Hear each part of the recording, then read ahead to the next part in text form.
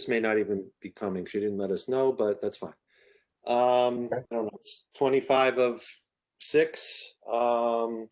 This meeting is being recorded by the Charter Review Committee. If any other persons present are doing the same, you must notify me, the chairperson, at this time. I guess it's just us.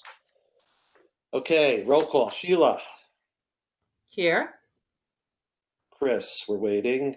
Otis. Here. Erin. Here. John. Here. Alan. Here. David. Here. Okay, everybody's here. We'll wait for Chris. Next thing on the agenda is the minutes. I think I want to do the same thing as I did 2 times before. I'd like to help Tammy with these minutes. These are complex, and I didn't look at them because I was distracted by another vote that was coming and the aftermath of that. So if it's okay with everybody, can we put this off till the next meeting? We'll vote on 2 minutes. Okay. I know people like to see it. I move to table okay. The review of the minutes. All right, there's no discussion. Second, Gilmore. I don't know if okay. Gilmore. Second. All in favor, just thank you, Sheila. Raise your hand on the screen if you agree. All right, thank you.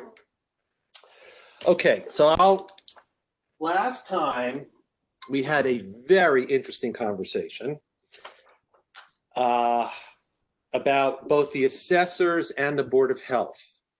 I'm not sure where we ended with it. I bet you everybody read up on assessors and boards of health after the meeting. I know I did. Yeah. I'm not sure where we are with it. Is it okay if we keep moving on and use the strategy of coming back to harder things? And I would love to get to the end of section 7 tonight, so that we can say we finished our role of going through the charter by the end of the year.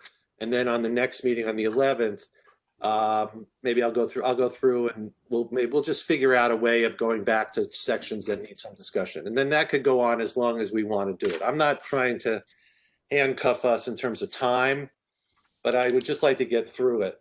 Does that work for everybody? Sure. Yes. Yes. If you don't, okay, great. I'm not, okay. So again, we had a good talk. We had a good discussion about the Board of Health. So we're into registers of voters or registrars of voters, which I think is an important thing. But I don't know if there's anything there that needs to be changed. Does anyone have anything about that section that they think they know that might need? It sets it up. We have to have it. I don't think there's been any difficulties with it. So, okay, Council on Aging. I know Marcia, who's in charge, asked us to reduce the number from 15 to 11. So you might want to note that. I haven't noted in my, yes, John. I just wondered, after all the kerfuffle, if we should, under D, say the Council on Aging shall have management of the senior center / communities center. Or if we're just opening a can of worms. Well, I don't know if it means the physical building. I think it means the thing called the senior center, but we could do that if you wish. It's just that won't always be a community center. It could be someplace else in the future. Yeah. Good. It hasn't in the past. I mean, this refers to a senior center when it was just one building, one use. It wasn't condominiumized. I'm happy to hear what other people think. I don't feel really strongly about this, but I thought it was a point worth mentioning. How about if we add the word organization? Sure. Anybody else have I don't see anybody. Okay. I'll put the word organization. That works for me. Okay, thanks for the suggestion. I'll put your initials on it. I'm going to date it. You're in the book. That was my goal.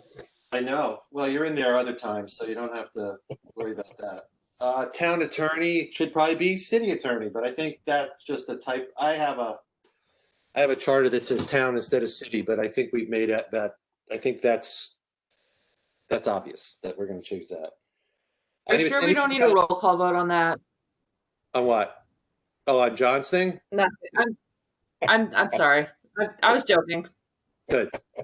There's no vote. We're not voting on anything. I'm throwing it into my my master sheet about suggested changes.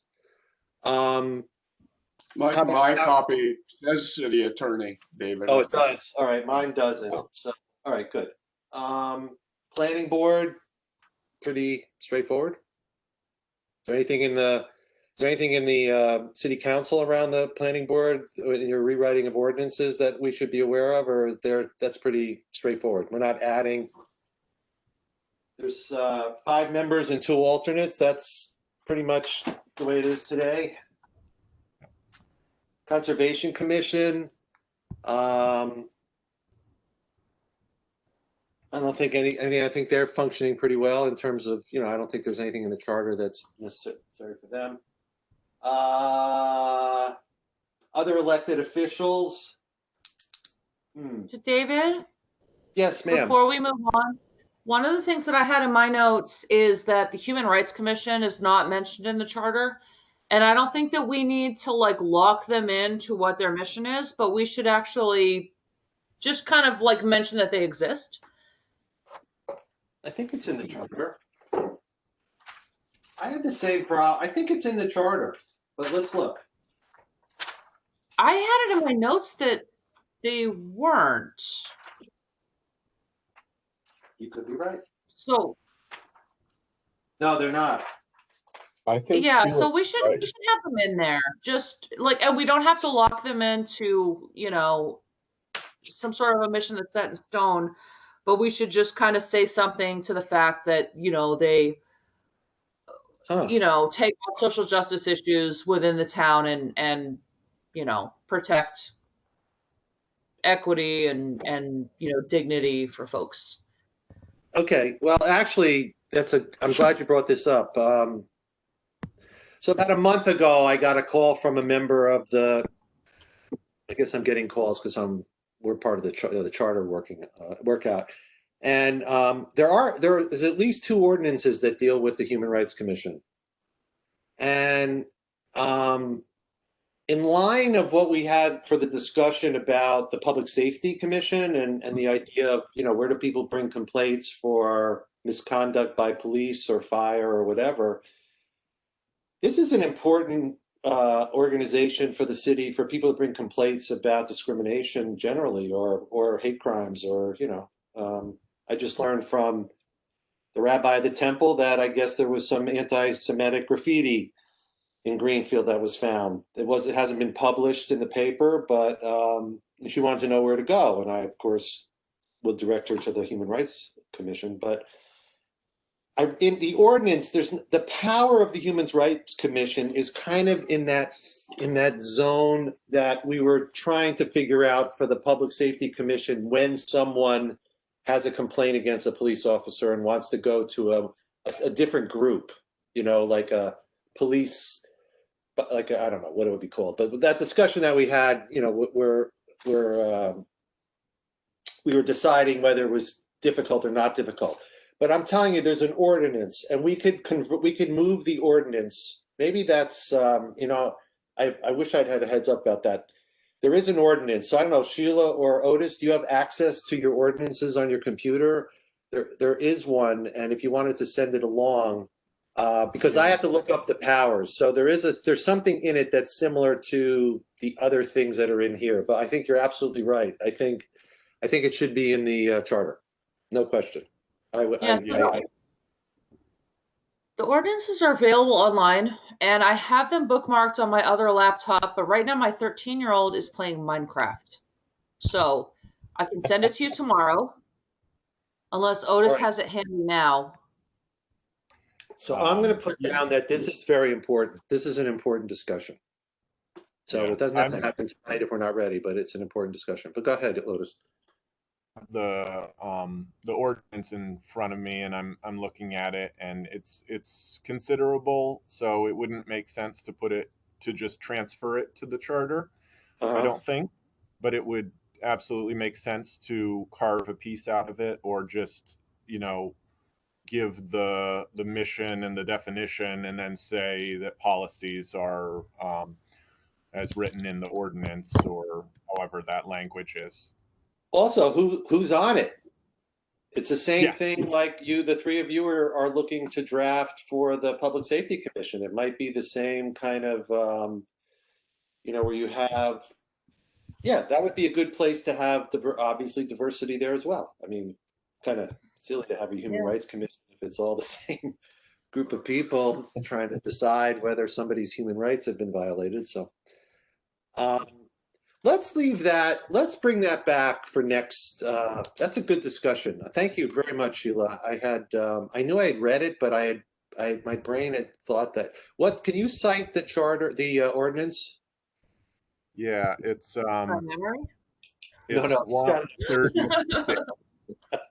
This isn't a test.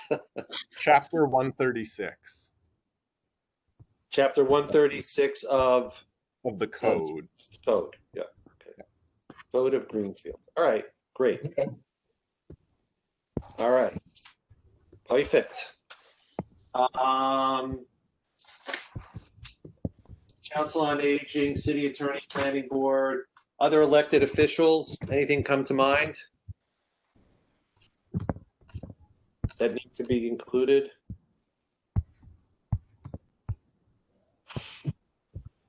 Okay, so we'll keep unless someone has.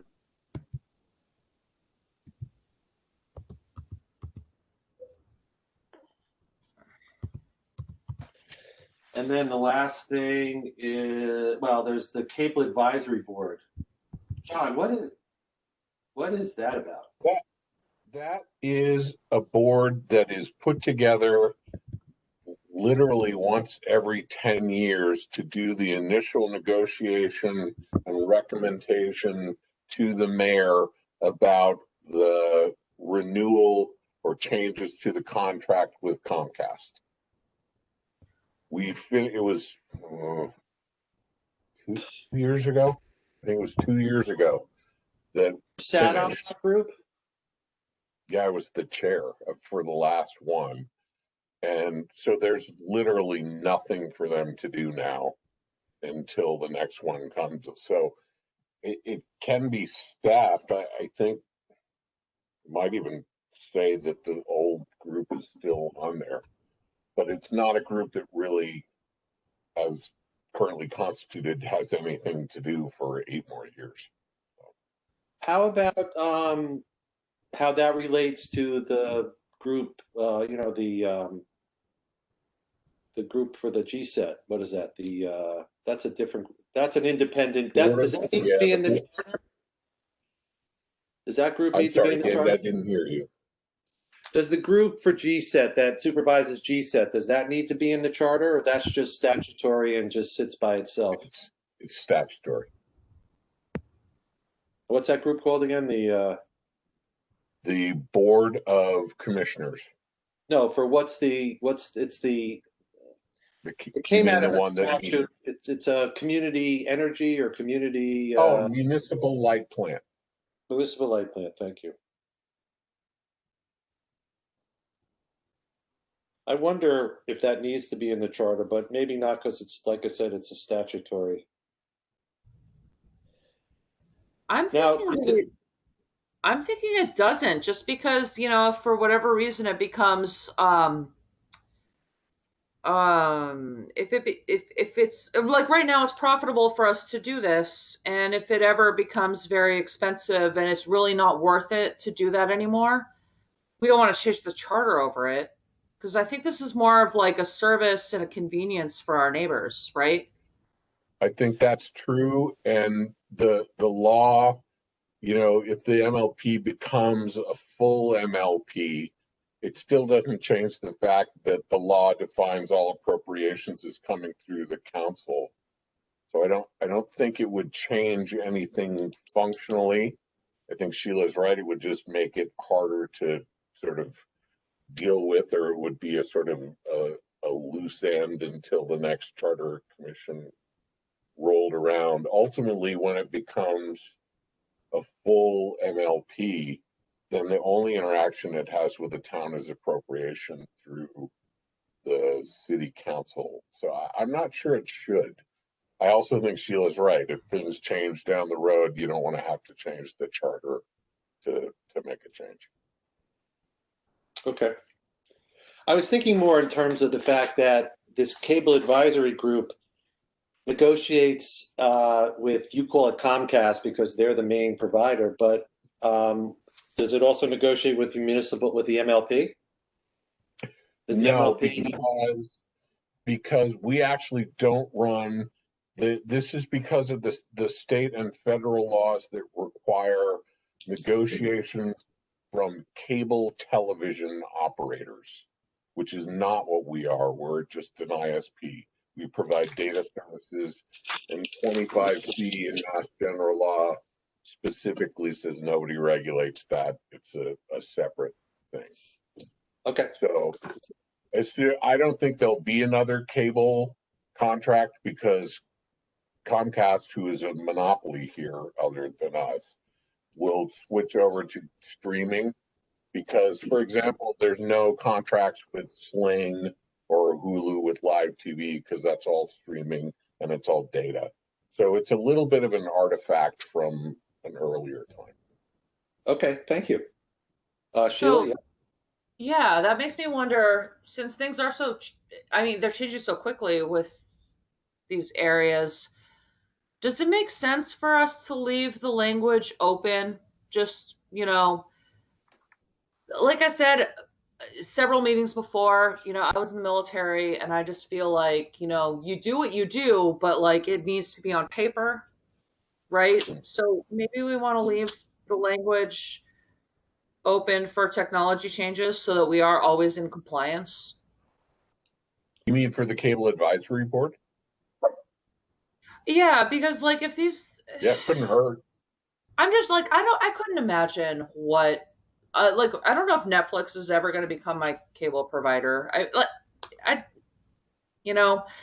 I don't like really locked in language when there are technology changes because, if you go back to the charter, then it says, oh, we're not allowed to do this. But I want things to be flexible so that people can sort of leverage different opportunities and so that we can be innovative.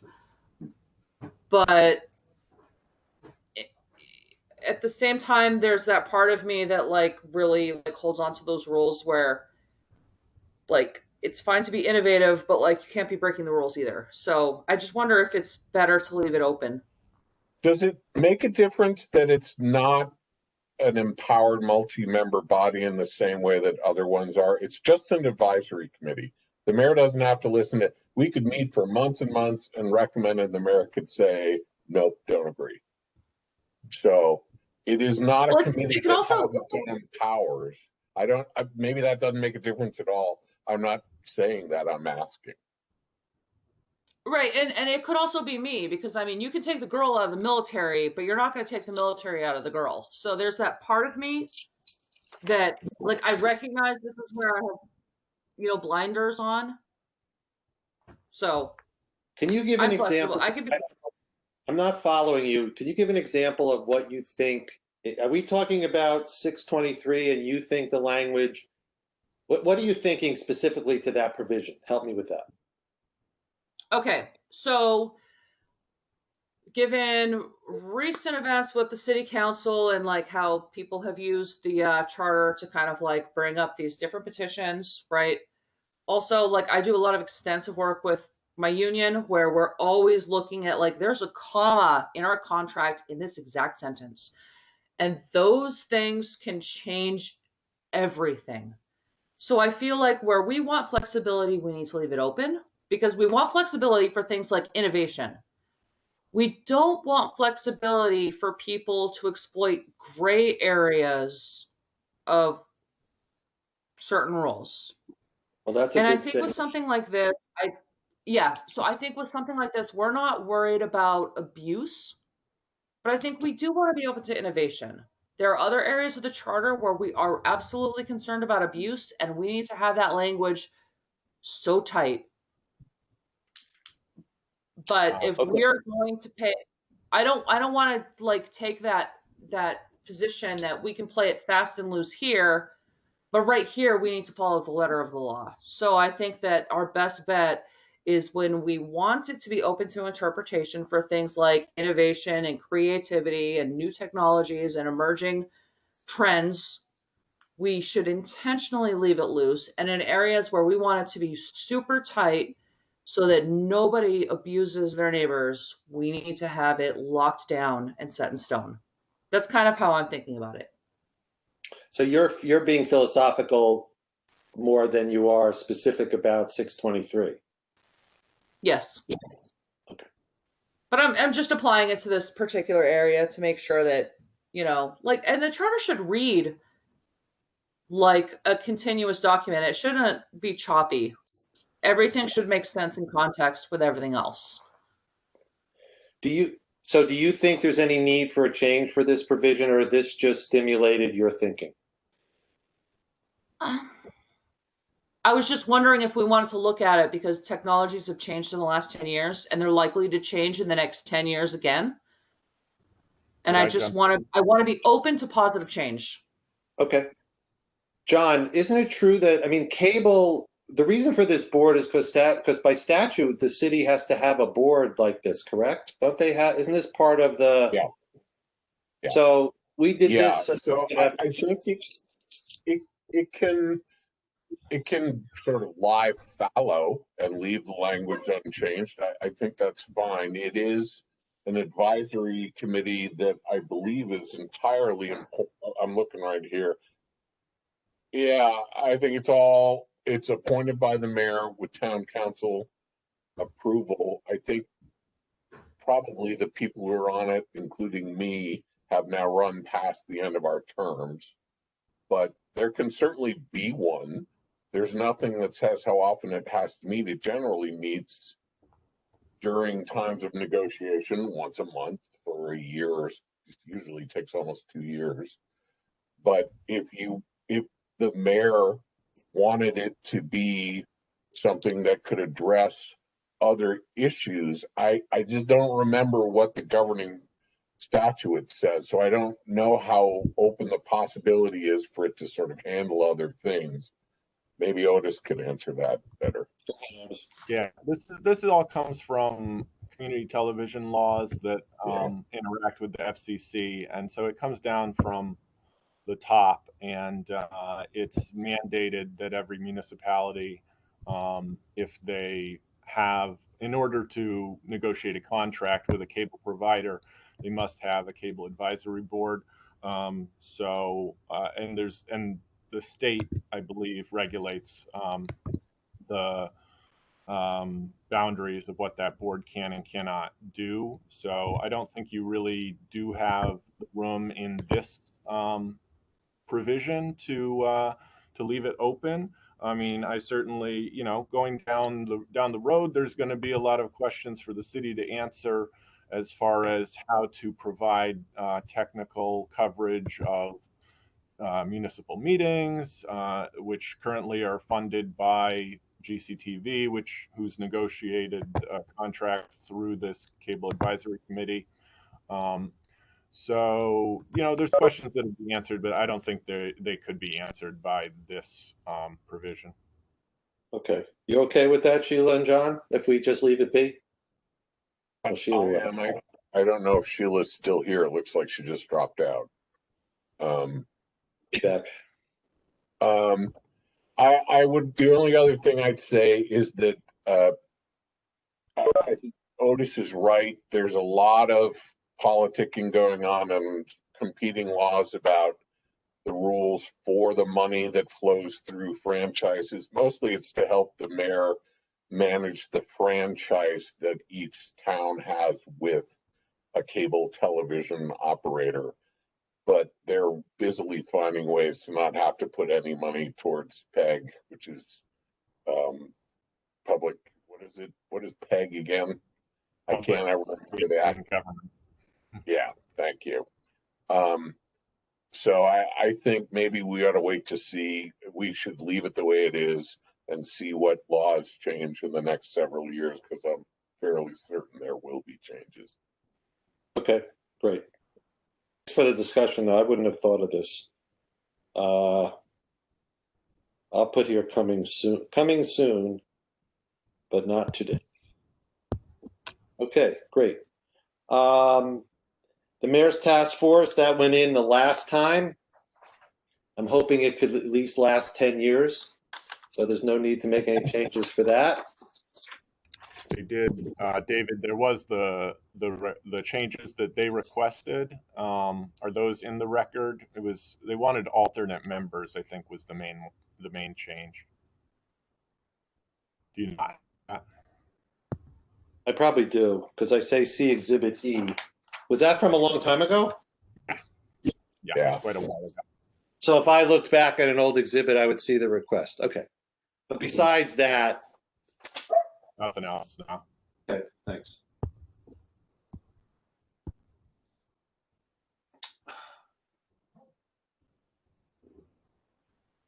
Oh, did you say staggered appointments? No, they were actually requesting one or two alternates. So okay. many boards have alternate members. Thank you. Okay. Now the spotlight comes out. We're moving. Aaron, I saw you raise your hand. Did you have anything you wanted to say, or is it shot by? You good? Okay, Article 7. Woo-hoo. All right, I'm going to give Alan. Do you mind? I'll give you the floor. Alan and I had some really good conversations, and I know Sheila helped him a little bit, or a lot. But the first thing we're going to talk about is the ranked. There's 4 things in this section that came to mind for me. One was ranked choice voting. One was the 7-7, 7-8 on the petitions. And the last was clear language about recall voting for precinct counselors. The language is confusing. But I think the clarity of what was intended, but it just needs another sentence or whatever. So we didn't talk about that so much, but Alan and I did go through the 3 areas. And Alan, if you want, is that okay to help us with the ranked choice voting and what it is? And yeah, I'd be glad to. I mean, I was approached before, as soon as I was appointed to the commission, and other people have as well, and it came up before the Commonwealth for a vote, etc. So ranked choice voting is certainly an issue in town. In the recent election, Greenfield chose to support ranked choice voting 55% to 45%. I don't feel that I particularly want to support or oppose it, but I do believe what I did was prepare a way that it would work. And basically all I did was look at East Hampton's charter, which has it in place now and has used it for several years. And the way that they did it was just to make a single definition in the early part of the charter. This would be in our section 1.7, which has a list of definitions. So this definition is what East Hampton uses. I haven't gone through every word. I assume it works, and that if the city council, I assume, or an initiative were to come up, that this would be the easiest way to do it. Put this section, a definition of ranked choice voting, in the definitions of 1-7. And then there are just a few wording changes after that in section 7.2, which describes the election process. All the rest of those changes do is just eliminate any references to preliminary elections. So in my view, what I thought we could do is present this to the city council as possible, and that if they would like to approve it, they can. And if they want to approve it, this is the way they can do it efficiently. On the other hand, I also think it could easily be a wonderful issue for an initiative from a group in town to bring it before the city council if the city council doesn't want to consider it, and could come to a vote in that way. So again, my approach is that this is the way to do it if the city council or the city voters want to choose ranked choice voting. So I don't know whether we need to or should get into a detailed discussion of ranked choice voting, its positives and negatives. We certainly could, but again, I don't know that it's our place to either recommend or oppose ranked choice voting to the city council. David, do you have Yeah, thank you, Alan.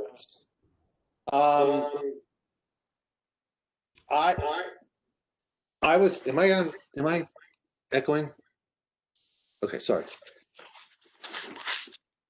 I would like to discuss the positives and negatives so that the group can give a recommendation. So but I think Alan's right. It's not a call. I also want to point out that I believe this is one of the places where I don't think the city council can vote this one. I think this has to go to the ballot. So either, now, just so you understand the rules, and it's interesting, I know you, I hope that the councilors are hearing this, that you can on your own initiative send this to the ballot. Mm-hmm. Or you can wait for a group to come to you process, which is a little more difficult because they've got to get signatures, and then you have to accept it, and then the way we'll go over what our plan is, but then a larger group of people might actually have to sign on the second time to get it past the city council. So it would have to be a pretty good swell of support, where if you all just thought, you know, we all like it, let's recommend it. That would be your vote. Your vote wouldn't be to change the rule. Your vote would be to send it to the ballot. The only other way it could go to the ballot is by an initiative. Otherwise, the charter won't change. The charter cannot change without you initiating it or a citizen's initiative, but you cannot change it by voting, we want to change this. Understand? Okay. So that's really that's a political piece that you guys have to contend with. And I think that's probably why Alan is thinking that all we can really do is tell you what it does. But I'd be curious, because I know that Alan has strong feelings, and I'd like to even hear, Alan, I'd like you to tell us your feelings about it, what people think about this,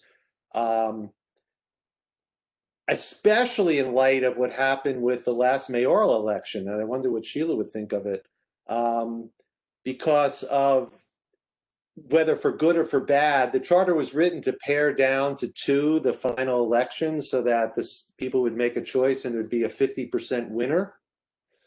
But that's not what happened. That's what happened. So the charter worked because there were two people on the ballot, but with the write-in, there really wasn't a 50%, and the charter didn't forbid that because we didn't expressly say that 50%, that there had to be a 50% winner.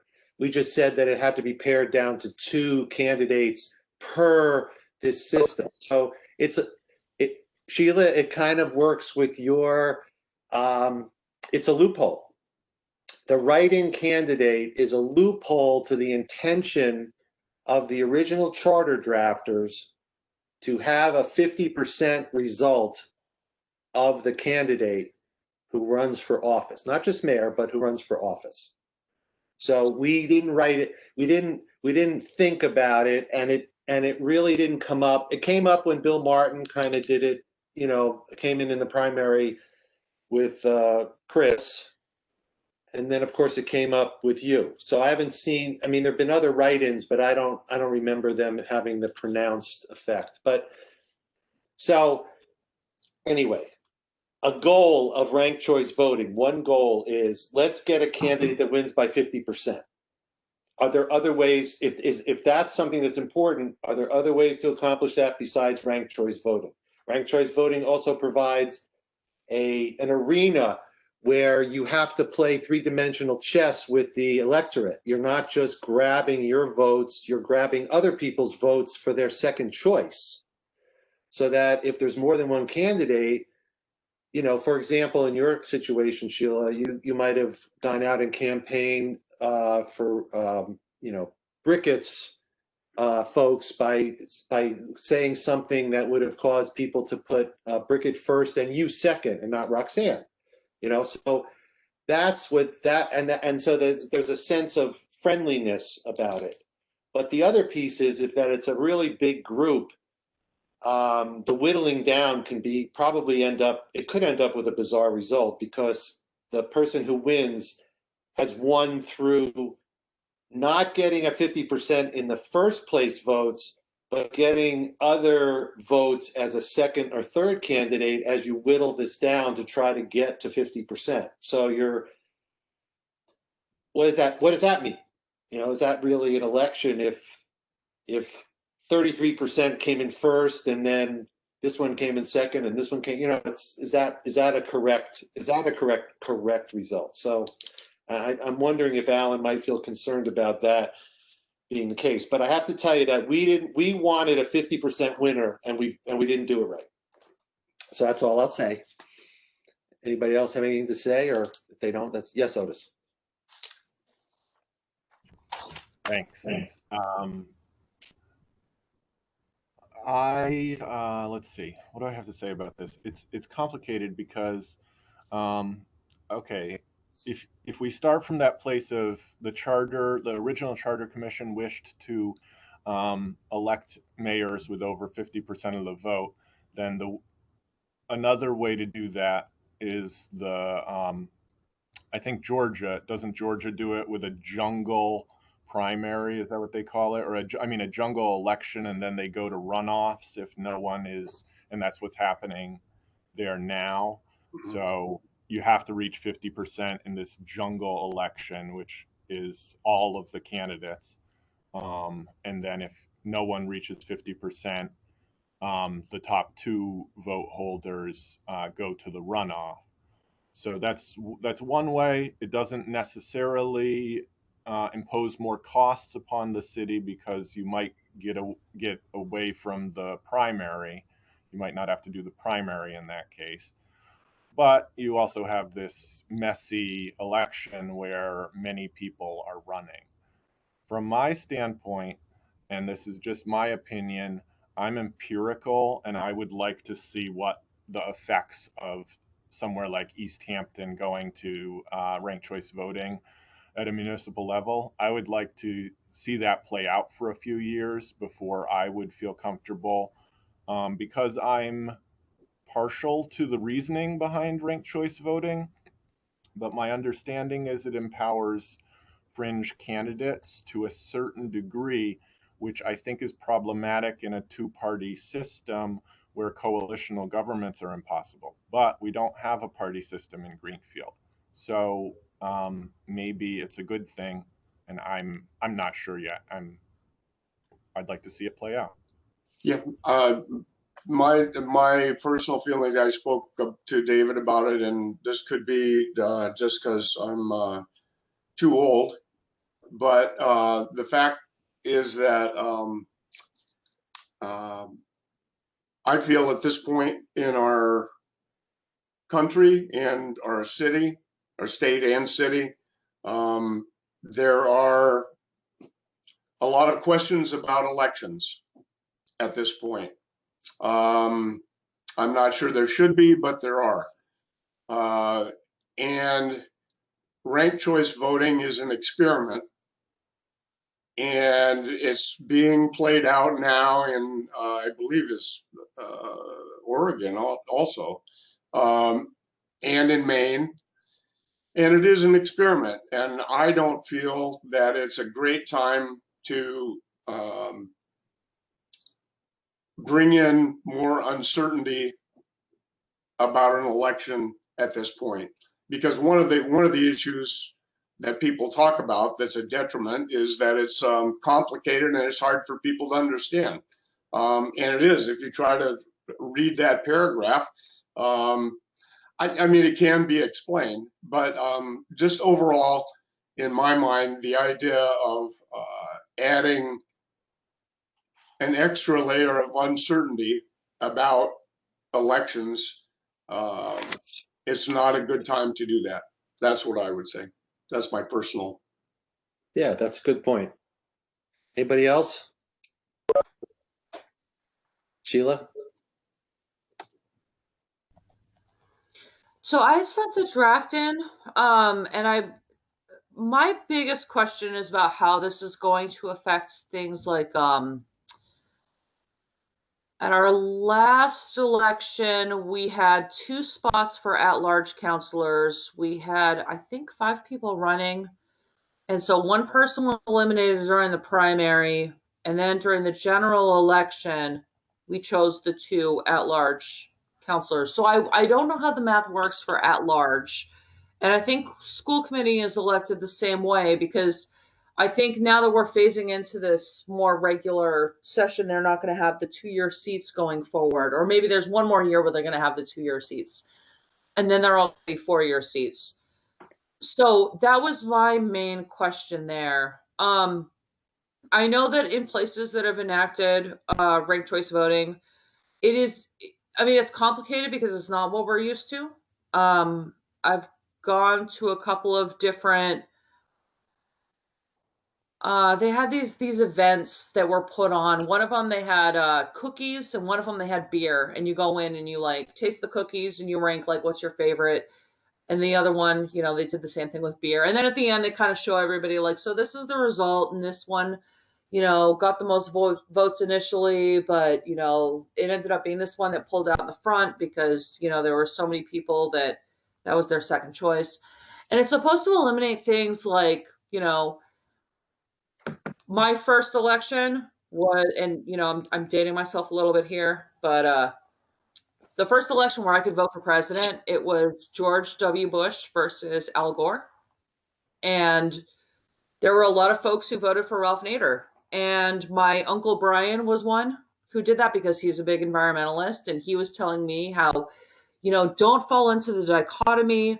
You need to vote your conscience and you know, do what you need to do. And you should just vote the way you should vote. And then at the end, everyone said, okay, Al Gore lost because so many people voted for Ralph Nader. And that feels really bad if you have to kind of compromise your values and say, okay, there's this person I have to hold my nose and vote for. There's this other person that I think is going to do something really good, you know? So I think that my experiences have been colored from a very, very young age. And I think that this is something that seems like, you know, it's working in the places where they've implemented it. I understand why people are a little bit nervous about it, but one of the benefits is you have less negative campaigning, which, like, for me personally, and I have to go out there, like, on the record, like, me personally, it would be really, really nice if there was less negative campaigning, because we're still all neighbors and we still all live here. So I think that would be great. I think that would bring more people into the process also. And having more people running is going to be better, not worse. Just one comment, Sheila. I know that the ranked choice voting is working. I mean, they elect people. So, you know, they have an election and it works and they end up with people being elected. But it's not by any means unanimously popular in any of those states. or I don't know about the smaller municipalities, but I do know that in Maine and I believe it's Oregon also, that there's, you know, a very strong voice against it as well. You know, that they say they, you know, people say they don't like it. So anyway, I mean, it does work. As I say, I wouldn't characterize the results as being overwhelmingly popular. Oh, right. And I mean, like, I'm a millennial, and there are plenty of people my age who say that they don't like the way the system works now, where, you know, we kind of feel like we're being served, like, this is your candidate, and you can take it or leave it. So, you know, I mean, and part of that might be generational, you know, and I think that there might be a better system somewhere in the middle. Like, you know, I'm kind of a nerd. I got my degree in public policy, and we were taught the best form of government is a benevolent dictator. But in real life, how often are you going to get a benevolent dictator, right? I mean, it's tough. John? Thank you, Sheila. Thank you, Alan. John, go ahead. I just wanted to say that I understand, I respect the argument that you know, given what's going on, we want to maybe we don't want to change how elections are done. But I have to say, the problem in this last year wasn't that people didn't understand how elections worked. The problem were that some people were actively trying to subvert elections that everybody did understand. So I don't think it was a problem that was brought on by confusion. It was a problem that was brought on by bad intentions. And I think that's something that can exist within any operant framework. So I think that if this is something that has been voted on by the public, and it has, and they've shown a clear preference, 10 points in an election is usually referred to as a landslide, then I think it's something that if we feel that we need to make a recommendation to the city council, and with all due respect, I don't feel that we need to do that. I think that's what the referendum was for, and that the city council should do whatever they decide is in their best interest. They could vote to send it out. They could publicly say, nope, we're hoping someone will come forward with an initiative.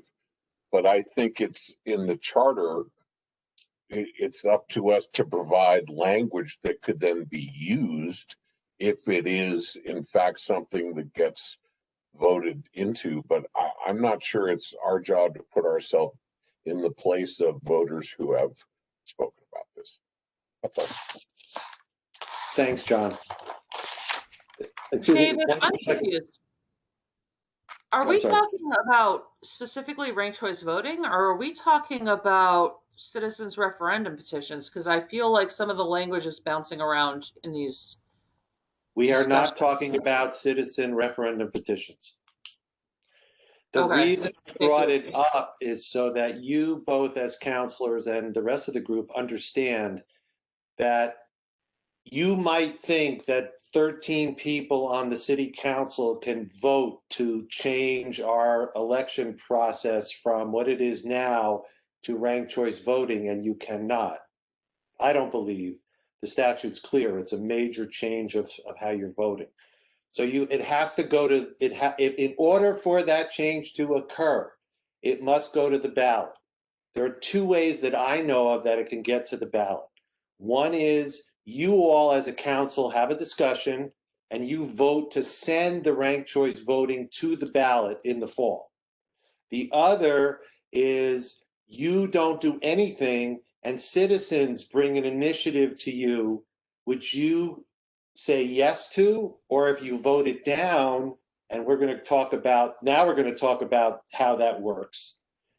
Then people can come back and again say they want it anyway, and it will go on the ballot regardless of whether you want it to go on the ballot or not. It's an initiative petition. This is not a petition. This is not the same as the fire station, which is petitioning your vote on something that is a measure. This is an initiative. Go ahead, Sheila. Yeah, I have a follow-up question. So are you saying that the different provisions of the charter are going to go onto the ballot individually, or it's just going to be like, take the charter, love it or leave it? Is that, or can it be a combination of the two? It's a combination of the two. There are so one category in the report. Look who's here. One category in the report could be, can this be voted on can this be decided between the city council and the mayor, or must it go to the ballot? Some things in the charter, you and the mayor can decide you want to change. And if you agree, you can send it to Boston for approval and it will be changed.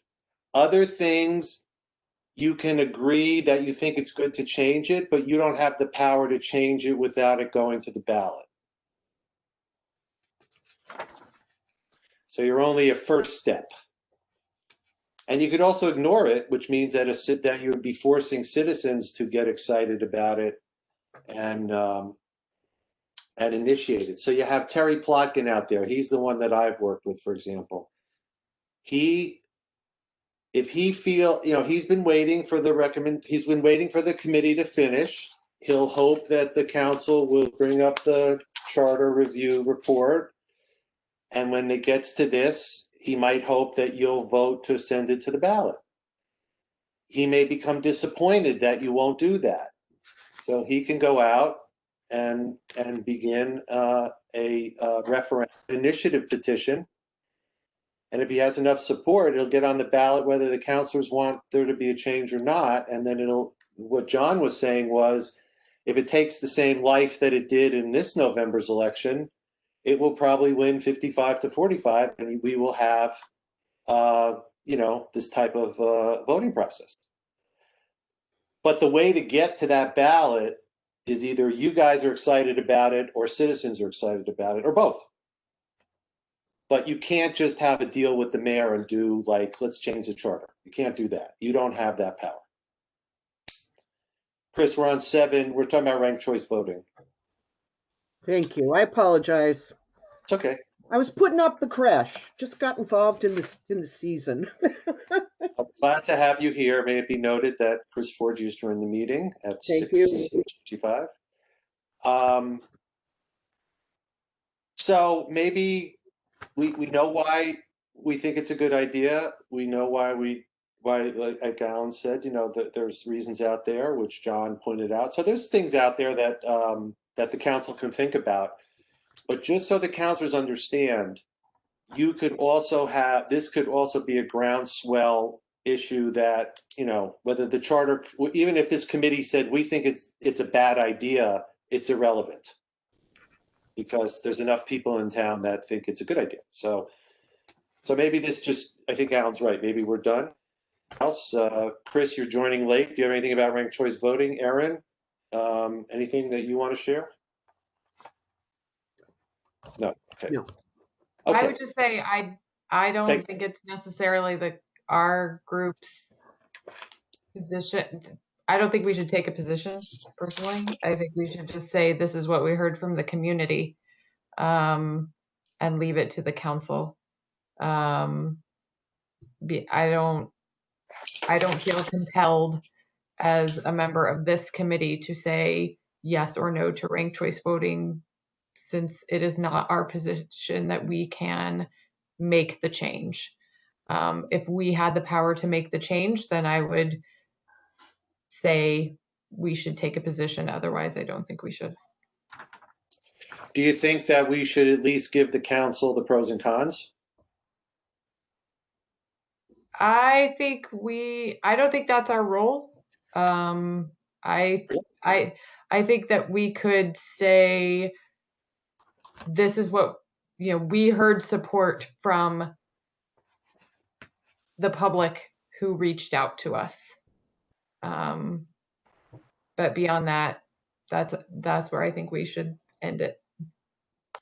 So it's not my call, but I think our job is the reason we were appointed was to give pros and cons to the, otherwise, I don't know what our role would be. The council can talk about this without us. So I don't, respectfully, I don't agree with that, but I do understand what you're saying about it, and I appreciate that. But I don't agree with the final thought, and that's just, we disagree. But does others have any comments about that? John? I guess I just have more of a question than a comment. I mean, we're sort of taking a position and providing language for a charter change for something that wouldn't go on the charter until it was formally adopted anyway.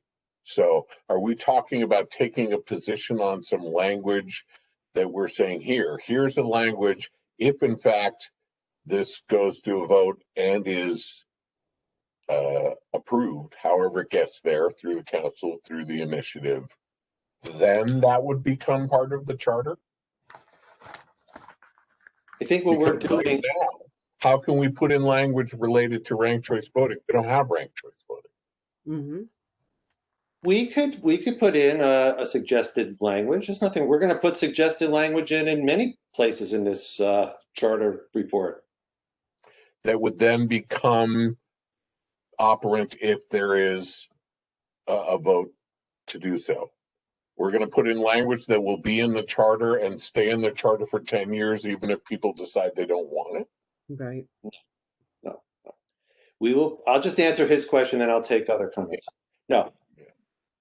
Our goal is we are 7 people who are brought in from the community who are thoughtful and could express and guide the council about what the community is feeling about the charter, and give guidance to the council so that when they decide they want to review the charter, they have an outline of people like ourselves, who have an outline for us about what we think about different things and recommendations that we make, whether they're hard recommendations or they're soft recommendations.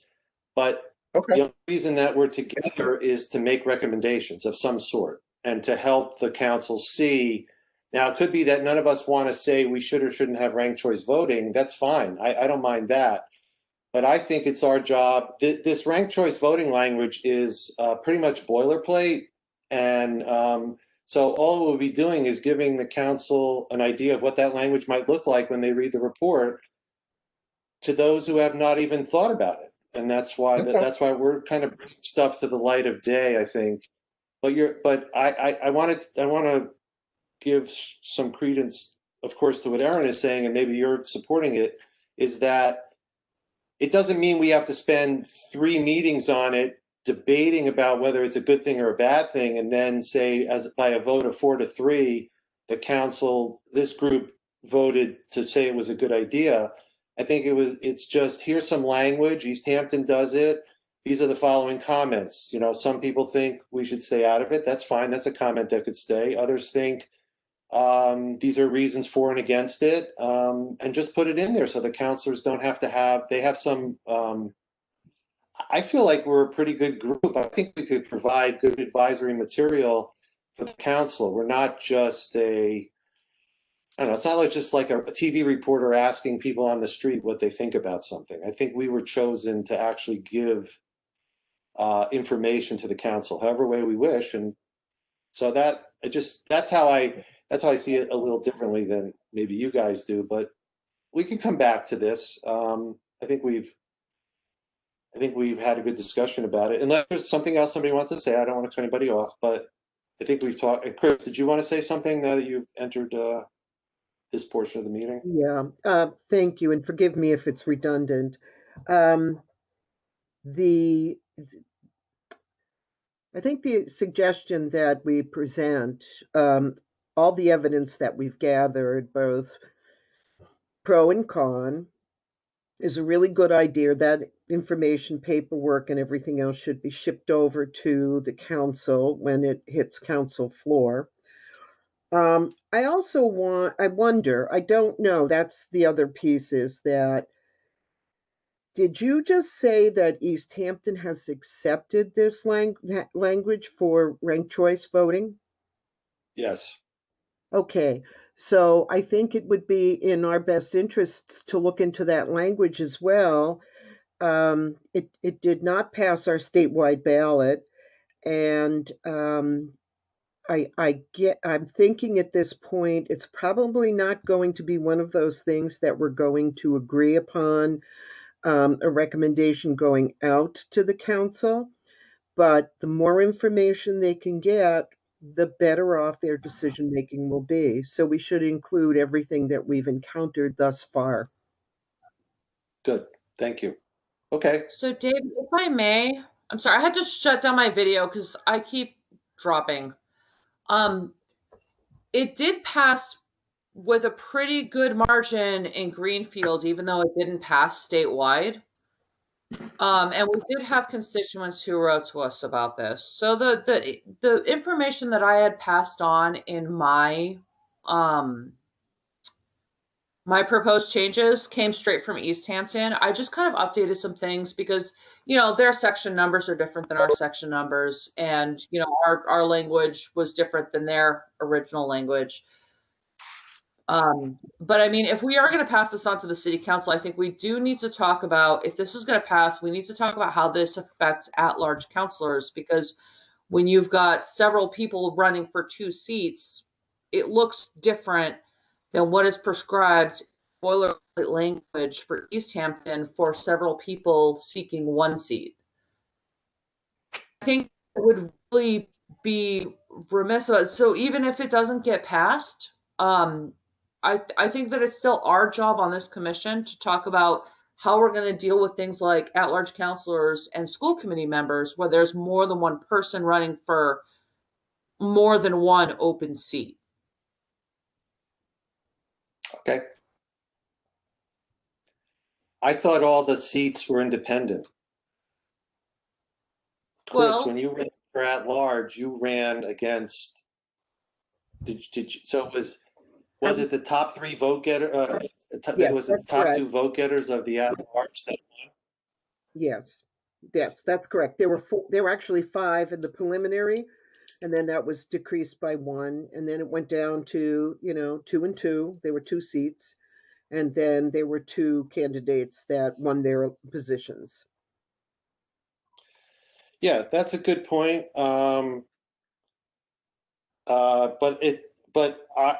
Now I'm going to kind of follow Erin's. I mean, I don't need to go into the weeds with this myself. Right. I think it's just that, the council has to understand how they would move on this. So they have to know the law. And secondly, they have to be able to you would take from this and make it work for Greenfield. I'm not sure this group has to do that much drafting unless you think we should. And and then the pros and the cons of it. But we could segregate each of the at-large. But there's more work that needs to be done with the at-large. The school committee is the same thing. It's the top vote getters. I believe depends on so. the I seat. think that. Okay. Well, top vote getters isn't going to work in this scenario. Yeah, and my understanding with school committee is once they get back on track, so they did it a little differently than the city council did. So they had these 2-year seats, but I think that's going away. And if I'm wrong, please correct me, because that was always my understanding, is that these 2-year seats were just to sort of get them in sync from that 3-year term to a 4-year term. Mm-hmm. But I think we're done with that. And if we're not done with that, I think we only have 1 more election where we're going to have the 2-year seat. So if you have 3 positions that are open and you have 3 candidates that are running, then obviously all 3 candidates win. But if you have 3 positions that are open and 4 candidates or 5 candidates or, what have you, I don't know how the math works out here. And I think there are different ways to do the math. And I think that if we're going to make a recommendation, pro or con, I feel like it's on us to do that homework and not on the city council. But again, if it goes to the city council, I mean, I'm part of that group too. So I mean, I can do the homework then. I just thought This group is a little bit different because not everybody here has run for office and, or is planning on running anytime like in the next, several years. So I feel like there's kind of a different mindset with this group than, on the city council. We have people who just ran, we have people who are up for re-election next year. And do you know what I'm saying? I feel like we have more community members here who aren't part of that. I'm Alan, maybe you and I can tackle this section and see if we can write something that makes sense for changing. So what we'd have to do, in listening to this, David, I mean, if what you're trying to do is if you're electing two people rather than one person, I don't see why the top two using the instant runoff system wouldn't be the elected the people that were elected. Right. It doesn't solve the 50%. No, I guess it does, right? It'd have to be 100%. No. Yeah, I mean, you would just keep doing the runoff. You take off the least, the person who gets the least votes, and then you reapportion the other choices for them. And eventually you would come up with two people who had the most votes rather than a single person. Right, so but you'd have. So anyway, we could work on that to write out a sentence or something like that. But I don't think that part of it would be more complicated, actually. So are you saying that if there's like more than one seat, you would just have the same candidates for different ballots, and then you would take the top vote getter and remove all the others, and then the other one would be the second top? Like, is that what you're talking about? Yeah. Kind of duplicating it? Okay. Yes. Right. That makes Just sense. doing the same thing, and you end up with the two people who have gotten the most votes, although they didn't all, they didn't all get first place votes, but they got votes down the ballot the way they're apportioned in the ranked choice voting. Yeah, so like when we look at our ballot for school committee, normally you have like two opportunities to select a person.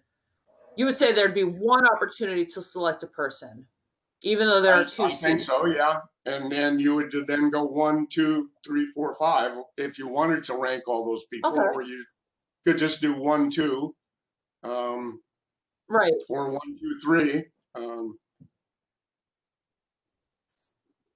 Okay.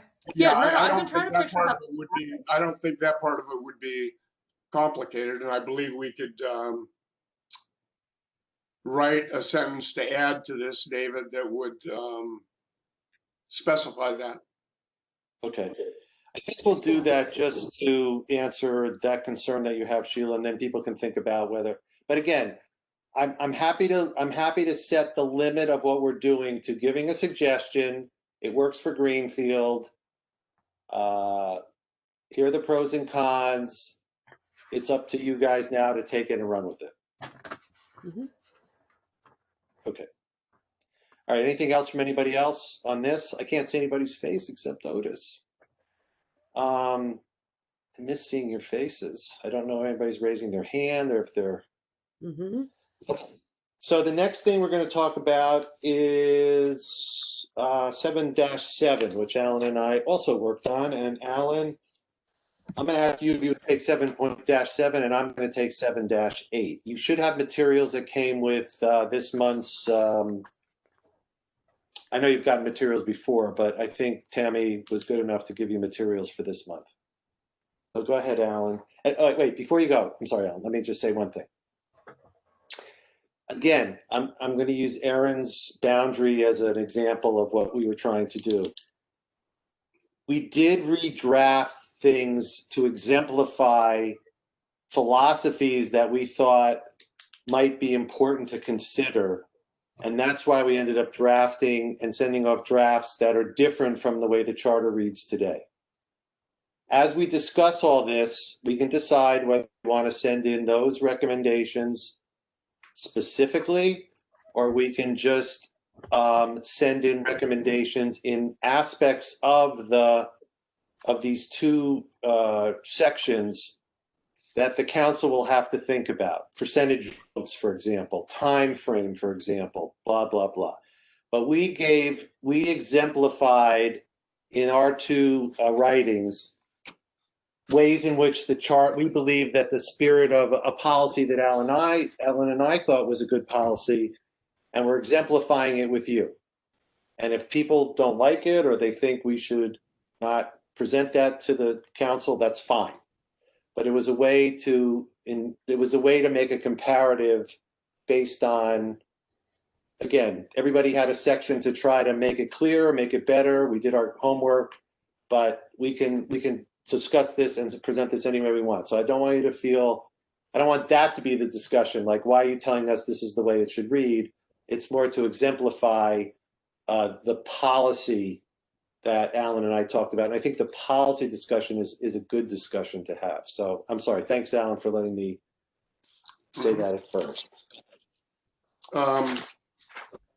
Yes, section 7.7 was problematic from the beginning. It was the section where incorrect language got placed in the charter by in an office at the state level.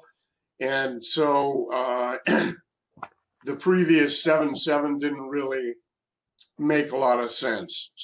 In looking at this, I prepared the appendix, which helps me look at the process a little bit more simply, just bullet points or whatever, to show what the initiative process is. And I guess what in David and I's discussions, the two, well, for the initiative process, there are no time limits as compared to the referendum process, which has to be done a certain number of days after the vote, et cetera. So the initiative process doesn't have timelines, but the key points of it are the percentage of voters that need to be signed up to present an initiative to the electorate. And our previous section 7.7 called for 2.5%. And there was what we thought was confusing language that said it was either 2.5% of the voters in the most recent election, or 2.5% of the registered voters overall. And we believe that I don't see the reason for the confusing language, and we went with just the registered voters as a guideline. And our previous section 7.7 called for 2.5%, which equals in these times about 300 signatures. And the other charters that I checked, 5 of them, East Hampton, Northampton, Pittsfield, West Springfield, Westfield, all had a minimum of 10% of registered voters to start an initiative. We kind of came up with a halfway point in saying 5%. And then if that is then rejected, then come back with 2.5% more. And again, those just need to be determined. And I think our committee should try to come up with a recommendation of what we would like. But again, it will be up to the council to make the decision.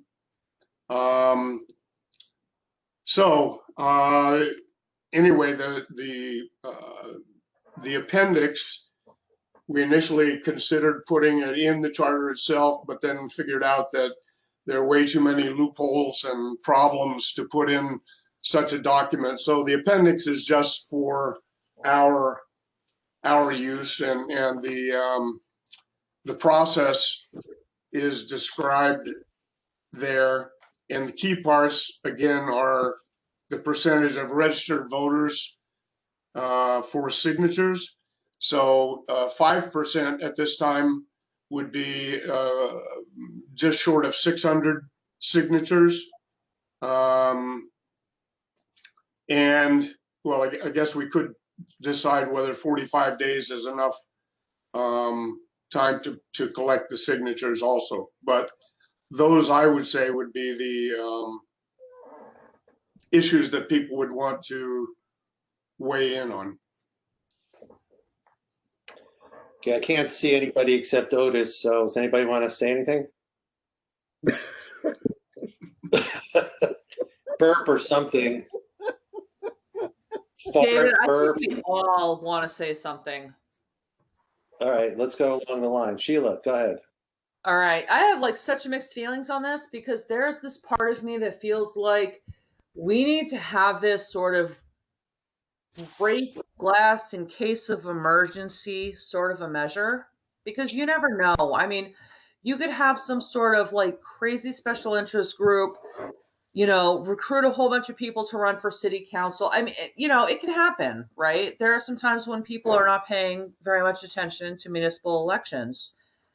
And then there are other times when I'm on the city council and I feel like, why am I here? We should just hold an election. You know, we should have a monthly election instead of having a city council meeting. No, this is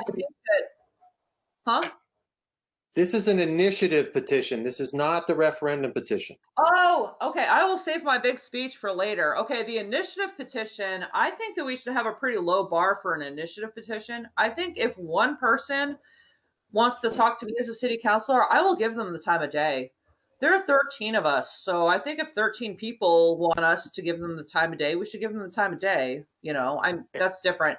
I will save my big speech. I'm sorry. Okay, thank you. Aaron.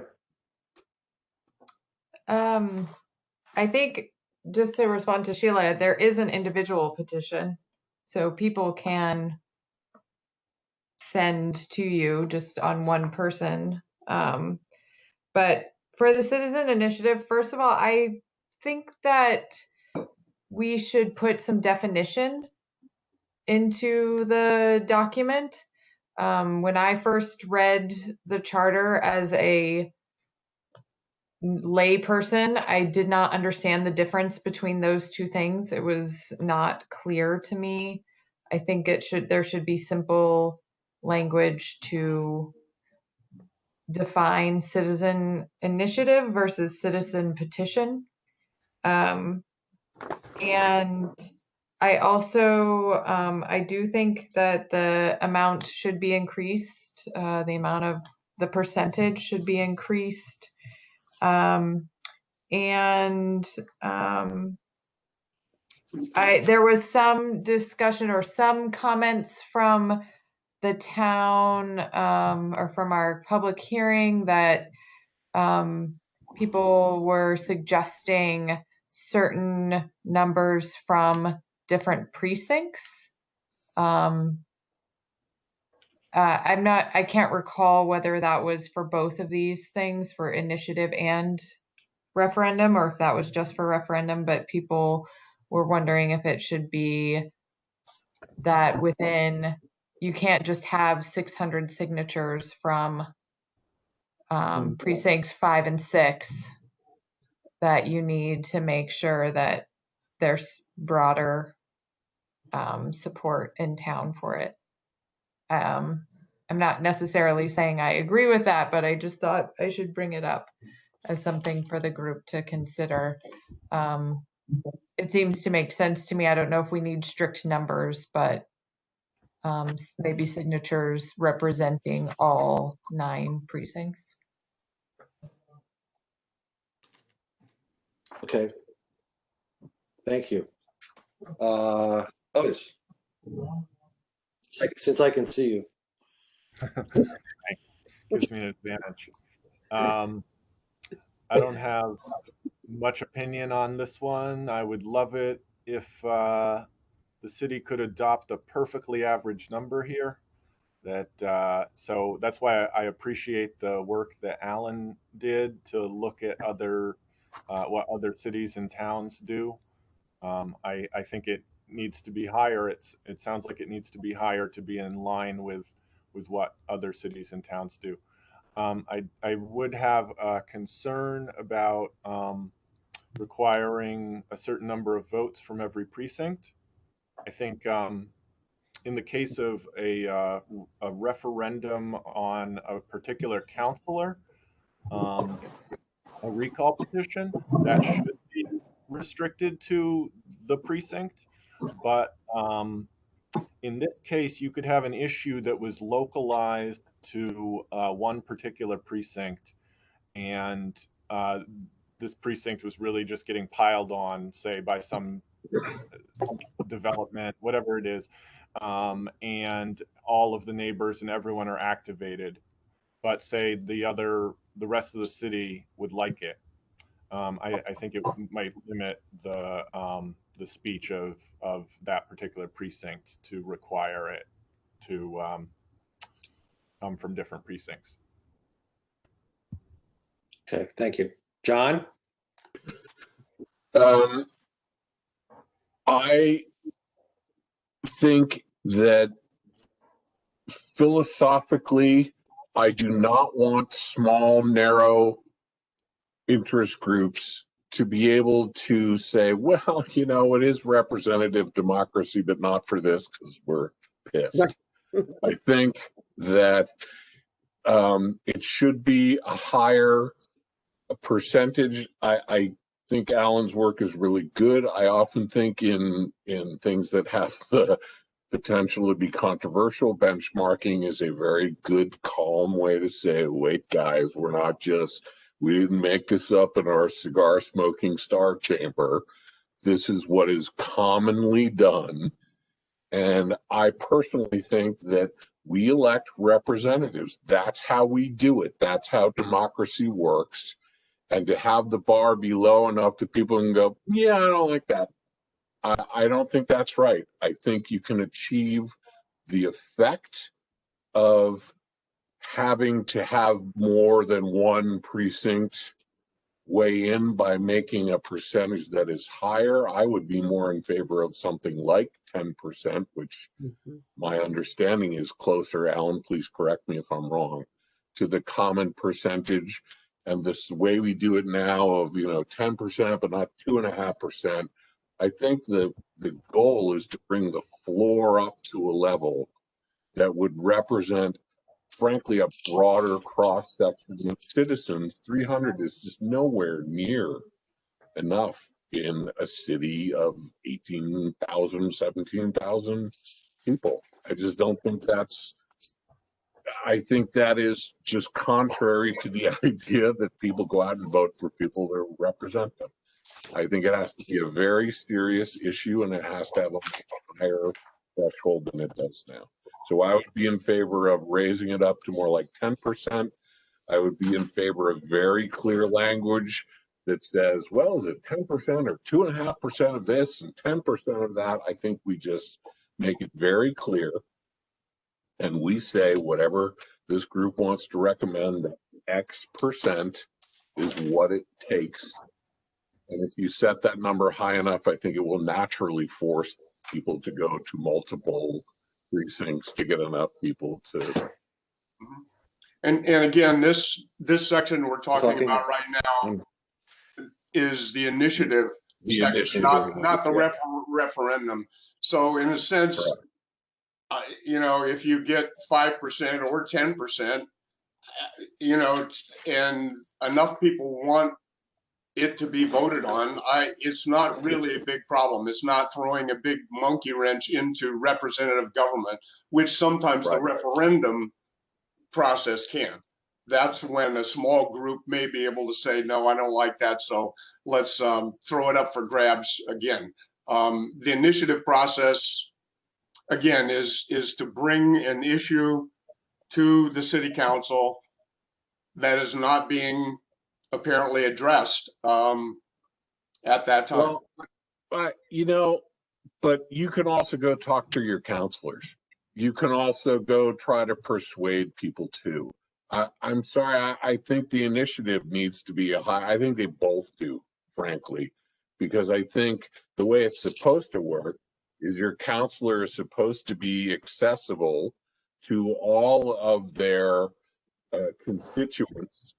And I think that most things should be addressed that way, that if you're a working council, as the current council is, ideas will get brought to the committee. There's a difference between saying, I want to be heard and I want my way, right?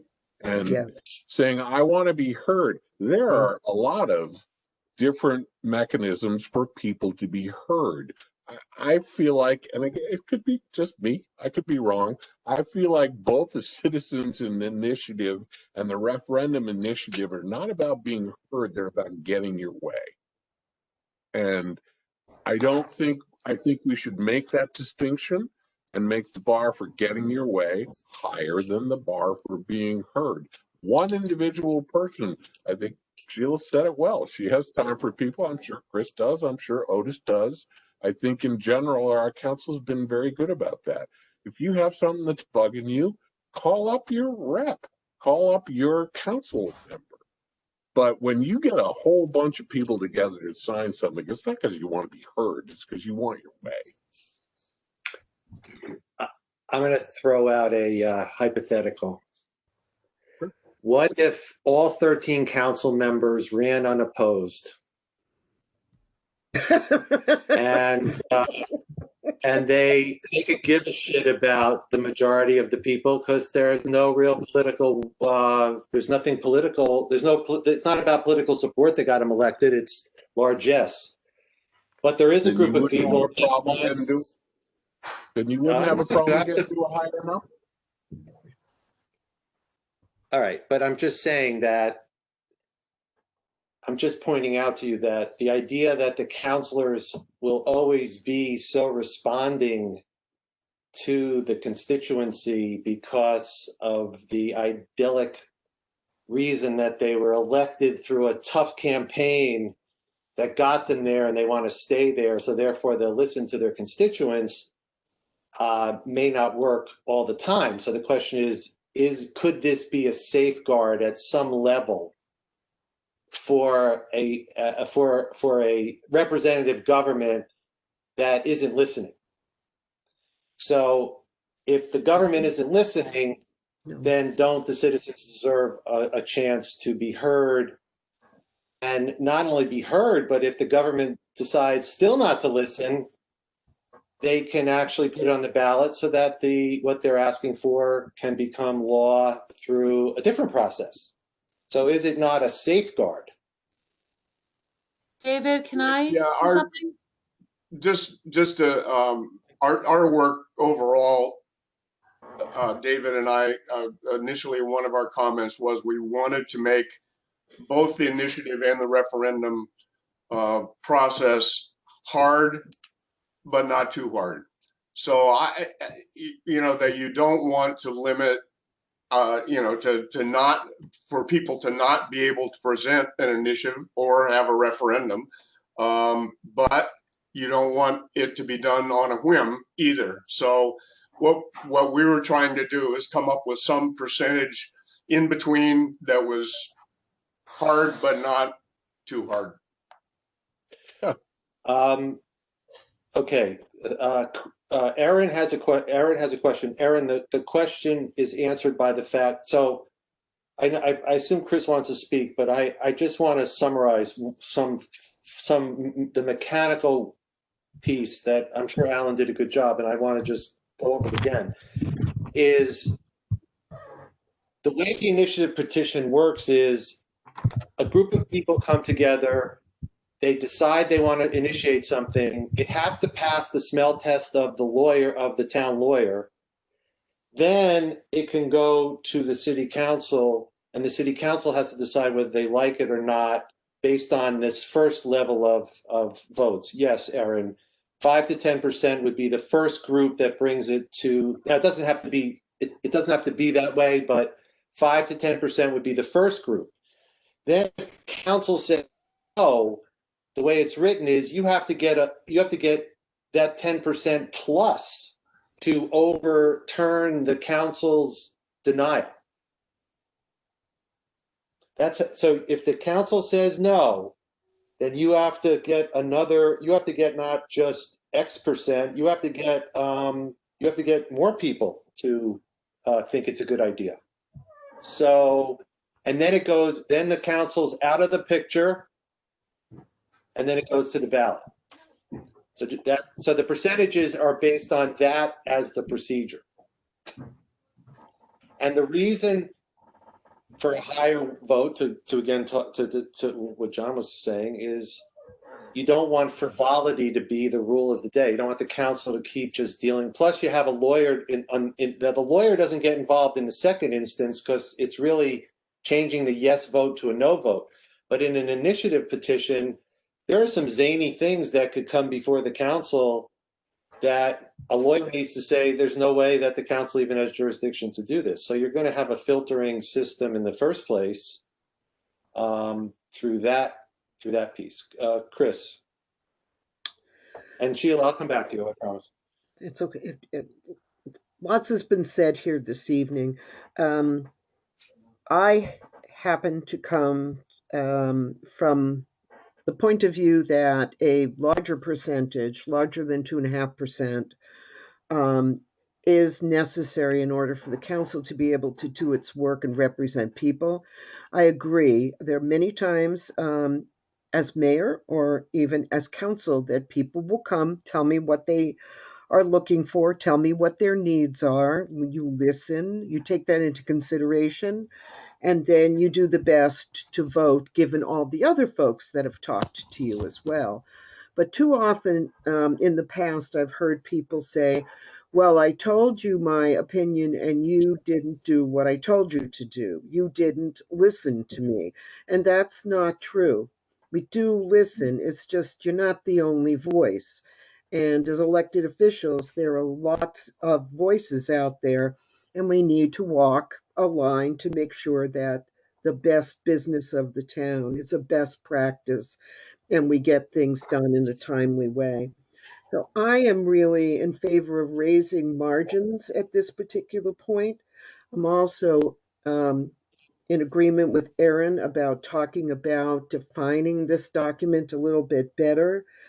I also want to see just a straight across the board piece of this to just say 5%, 10% of all registered voters. I think that if you tie it to a previous election, for instance, the presidential election, when people come out and so many vote and so many don't and all this other stuff, I just think that skews the whole electoral process for me, which is a majority vote rules. So basically, at this point, and David, I guess I need a little clarification. So when you're talking about people presenting the petition to the council and the council says no, then they have to provide more votes. Yes. Can you point that out to me in the language? Yes, it's in section E. E, okay. Got it. Okay, thank you.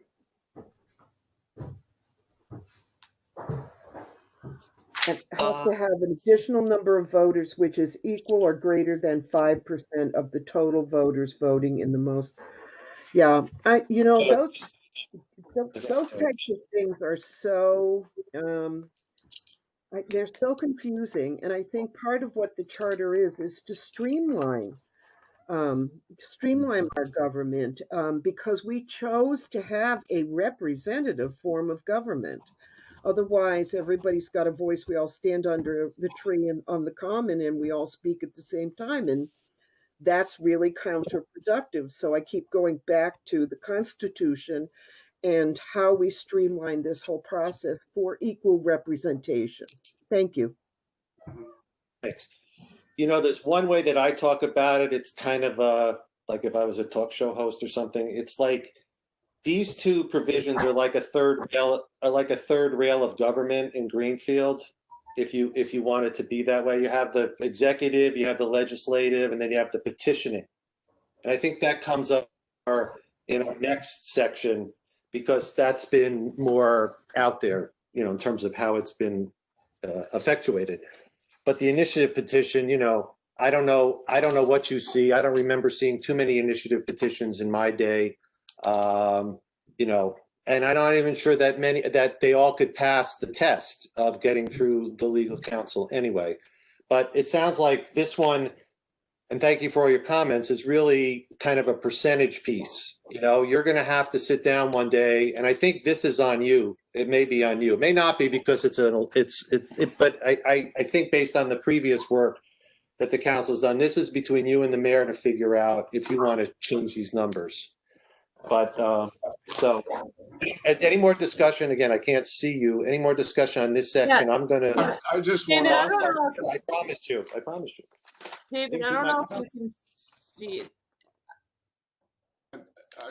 Yeah, I see Go your ahead, chat. Alan. Thanks. Just as far as the simplicity of the language and what these mean, in section A, in A of both section 7.7 and 7.8, there is a description of what an initiative is. Shall contain a request for the passage of a particular measure.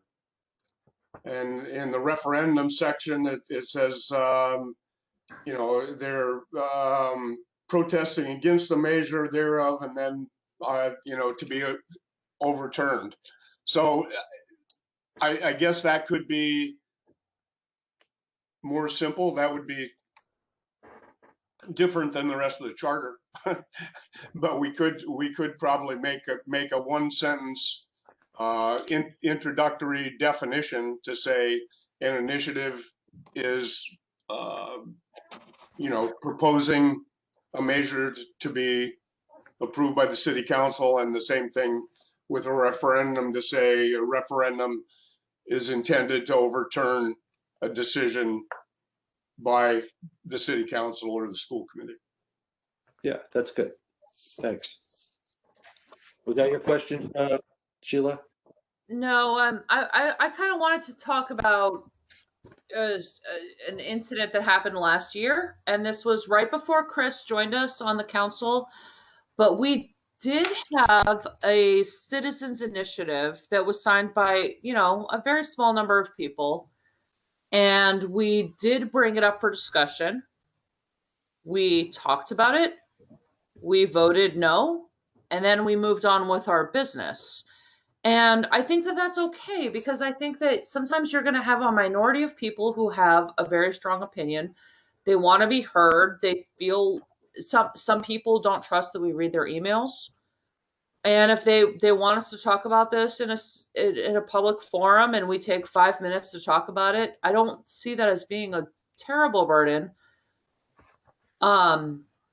And I also, because I said I had a comment/question, I wanted to make sure, because like Aaron expressed earlier, these two provisions are so similar to each other that it's really like, it's hard when you're not a lawyer and you're not used to reading contracts and you don't spend a lot of time like reading the city charter. It's hard to tell the difference between the two.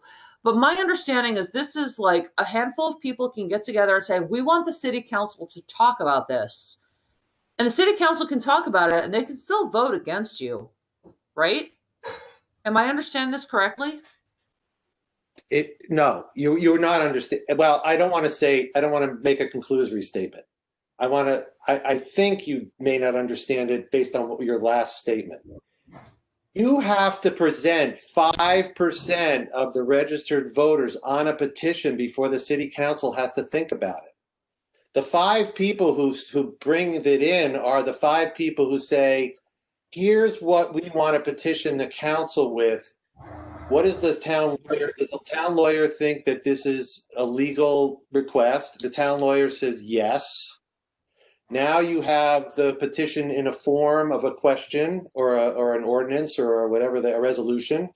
And then 5% of the voters have to sign that, and then it hands it to you all, and then you have to discuss it. And you either have to say, we'll do it. I mean, there's three options. Well, I guess we'll do it, we'll do some of it, or we'll do none of it.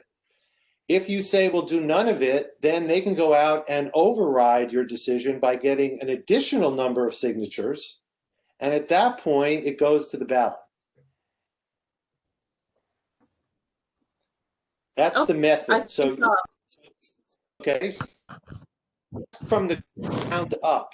So they're different in the sense the only timetables are once you start the clock with your request, then you have to bring the petition home within a certain amount of time. And that time might not be fair. It might be maybe 45 days. I don't even know. I mean, we changed it just to give it a little comfort. You might want 60 days. You might want to say, I don't care. I mean, but that's up to you guys. But the point is, and I think you've all made it very clear and you've all spoken very well, is what percentage of people would you like to initially bring this so that you have to deal with it? And then if you don't say yes, who has to petition? What number of people have to petition to take it past you to the ballot? And that's a totally from the ground up process. The next one is total. I know they read the same and people confuse them. I know I'm a lawyer, so maybe I have an advantage. They are different. They're different. They're only the same in how they try to give you notice ahead of time about how to process it, but they're not the same thing. This is a ground up petition. So David, I'm going to pretend I got an itch to scratch, and I want you. Yeah, so I'm going to pretend that I have an itch to scratch. I want you to scratch it. Okay. So if I'm pretending that I have you on retainer and I'm saying, give me advice, I want there to be a pretty low threshold for people to say, I want the city council to talk about this in public. And then I want this thing, I want my way, right? There should be different thresholds there. So like, I think that it should be a pretty low threshold for them to say the city council should discuss this. But it should be a pretty high threshold to say, like, the city council is wrong and we need to vote against this. Okay, that makes sense. And that's kind of how I'm seeing these two different provisions. Am I understanding this incorrectly? When you say different provisions, are you saying still part of 7.7? No. I'm talking about compare this initiative. No. Don't compare them yet until we go through the other one. I just think you're going to confuse yourself. Just stay with this. David, I think I'm already confused, so I'm flattered that you think I'm confusing the other one with this one. No, you're not confused. You just gave a great example of how to have your cake and eat it too, from what you think is something that you would like to see. Low threshold, we can bring it in front of the council. They have to talk about it. Much higher threshold to take it past us if we don't like it. Yes. That's what you said.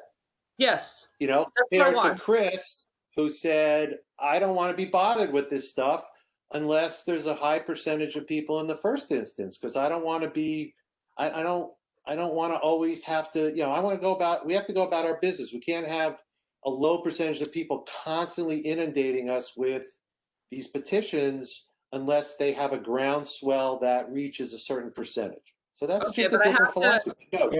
Okay, but I have to defend Chris's honor because I have never heard anyone complain to me that Chris doesn't listen to them. And believe it or not, I have heard people tell me my counselor doesn't listen to me, and that's why I'm writing to you. So, I mean, it's a thing that happens. I don't think that Chris doesn't listen to her constituents, but I think that what Chris is talking about, and Chris, correct me if you're wrong, or correct me if I'm wrong, I'm sorry. It should be a low threshold to get attention. It should be a high threshold to like completely change the system. And I think that what Chris is talking about is not just getting attention and having a conversation. I think what she's talking about is for us to move mountains we need a pretty high threshold. Right. So David, I can guess I the way I would look at it. Thank you, sorry. Sheila. I can't see you guys, so it's a free for all. Okay, I Yeah, thought I heard. Go ahead. I think John. The way I would see it is that this citizen initiative section is really it's a last resort. That there should be ways, as John mentioned, many different ways for an issue to be discussed by the city council or to be considered, and people can talk about it. What this initiative procedure would be is that if it continually, is either rejected or not discussed satisfactorily, then you get a large percentage of people to back it and then force the city council to look at it. And if the city council still doesn't like it, to force the voters to consider it. So to me, it's a last resort. It's not a way to introduce every issue by any means. That's a good. I like that's good. So what I was going to say is, I think it's fine to have a lower threshold to have something be discussed, but I would say there's already a mechanism to do that. Unless the council no longer follows Robert's rules at all, any two councilors can get together and say, I want this placed on the agenda. That's the way it works. So you don't have to, even if your own counselor is unresponsive to you, you could say, well, enough of you, and you have to go find two other counselors that are willing to say, yeah, this should be heard. And then you don't have to do anything other. They get in touch with the chair and say, as two counselors under Robert's rules, we want this issue to be discussed at the next meeting. And that's an even lower bar, I think, in some ways, than having to get a small percentage of people. So all I'm saying is, I think there's an effective mechanism there to address the different threshold levels that you're talking about. I totally agree. Having something be discussed by the council should be a much lower bar. I'm just saying there's already a way to do that, and people just need to maybe be a little more aware, and maybe the council should make that clear to people. But it's very easy to get something on the agenda without it being either an initiative, sorry, David, or a referendum. You can just talk to two counselors and convince two people, and then it has to go on. But John, just let me say something. Point of clarification. Putting it on the agenda is the same as voting on it. No. Right, but that's not what Sheila's talking about. She's talking about having a discussion. But that's what the petition is. You got to vote. The council has to vote on this petition. Right, that's what I'm saying. I'm agreeing with you, David. I think the mechanism for a discussion, that you don't have to have two different levels of petition. I'm saying the petition should remain high because you're right, it is something that is being voted on. I'm saying there doesn't need to be a sort of a weaker, lower percentage petition, because there's already a mechanism to have discussion on issues, and it doesn't count only on your own counselor. You just have to convince two counselors that this is worth talking about, right? Good. And then you can save the initiative and petitions for things where you're actually demanding action. That's good. That's good. Yes, I like that. I mean, yeah, and I appreciate those comments, because I think that what happened last year was not really appropriate for this particular part of the charter. I think that they wanted, what should have happened is they should have gotten two counselors to say, hey, look, this is worth having a discussion about, because for me, right. I know some of my other city councilors would like to end their meetings a little bit earlier, but I feel like, I was elected by folks to be here, and I'm volunteering my time, so I need to do that. So in the future, if this comes up again, I could mention what you just mentioned, John, and just tell them, okay, find one more counselor who will agree to this, and we can do that. And I'm happy to Yep. notify people, but I also am not going to guarantee to everybody that I'm going to be on the city council for the rest of my life because, I mean, you know, things change. But so I think that that's good. Moving forward, I feel like having these different thresholds are important.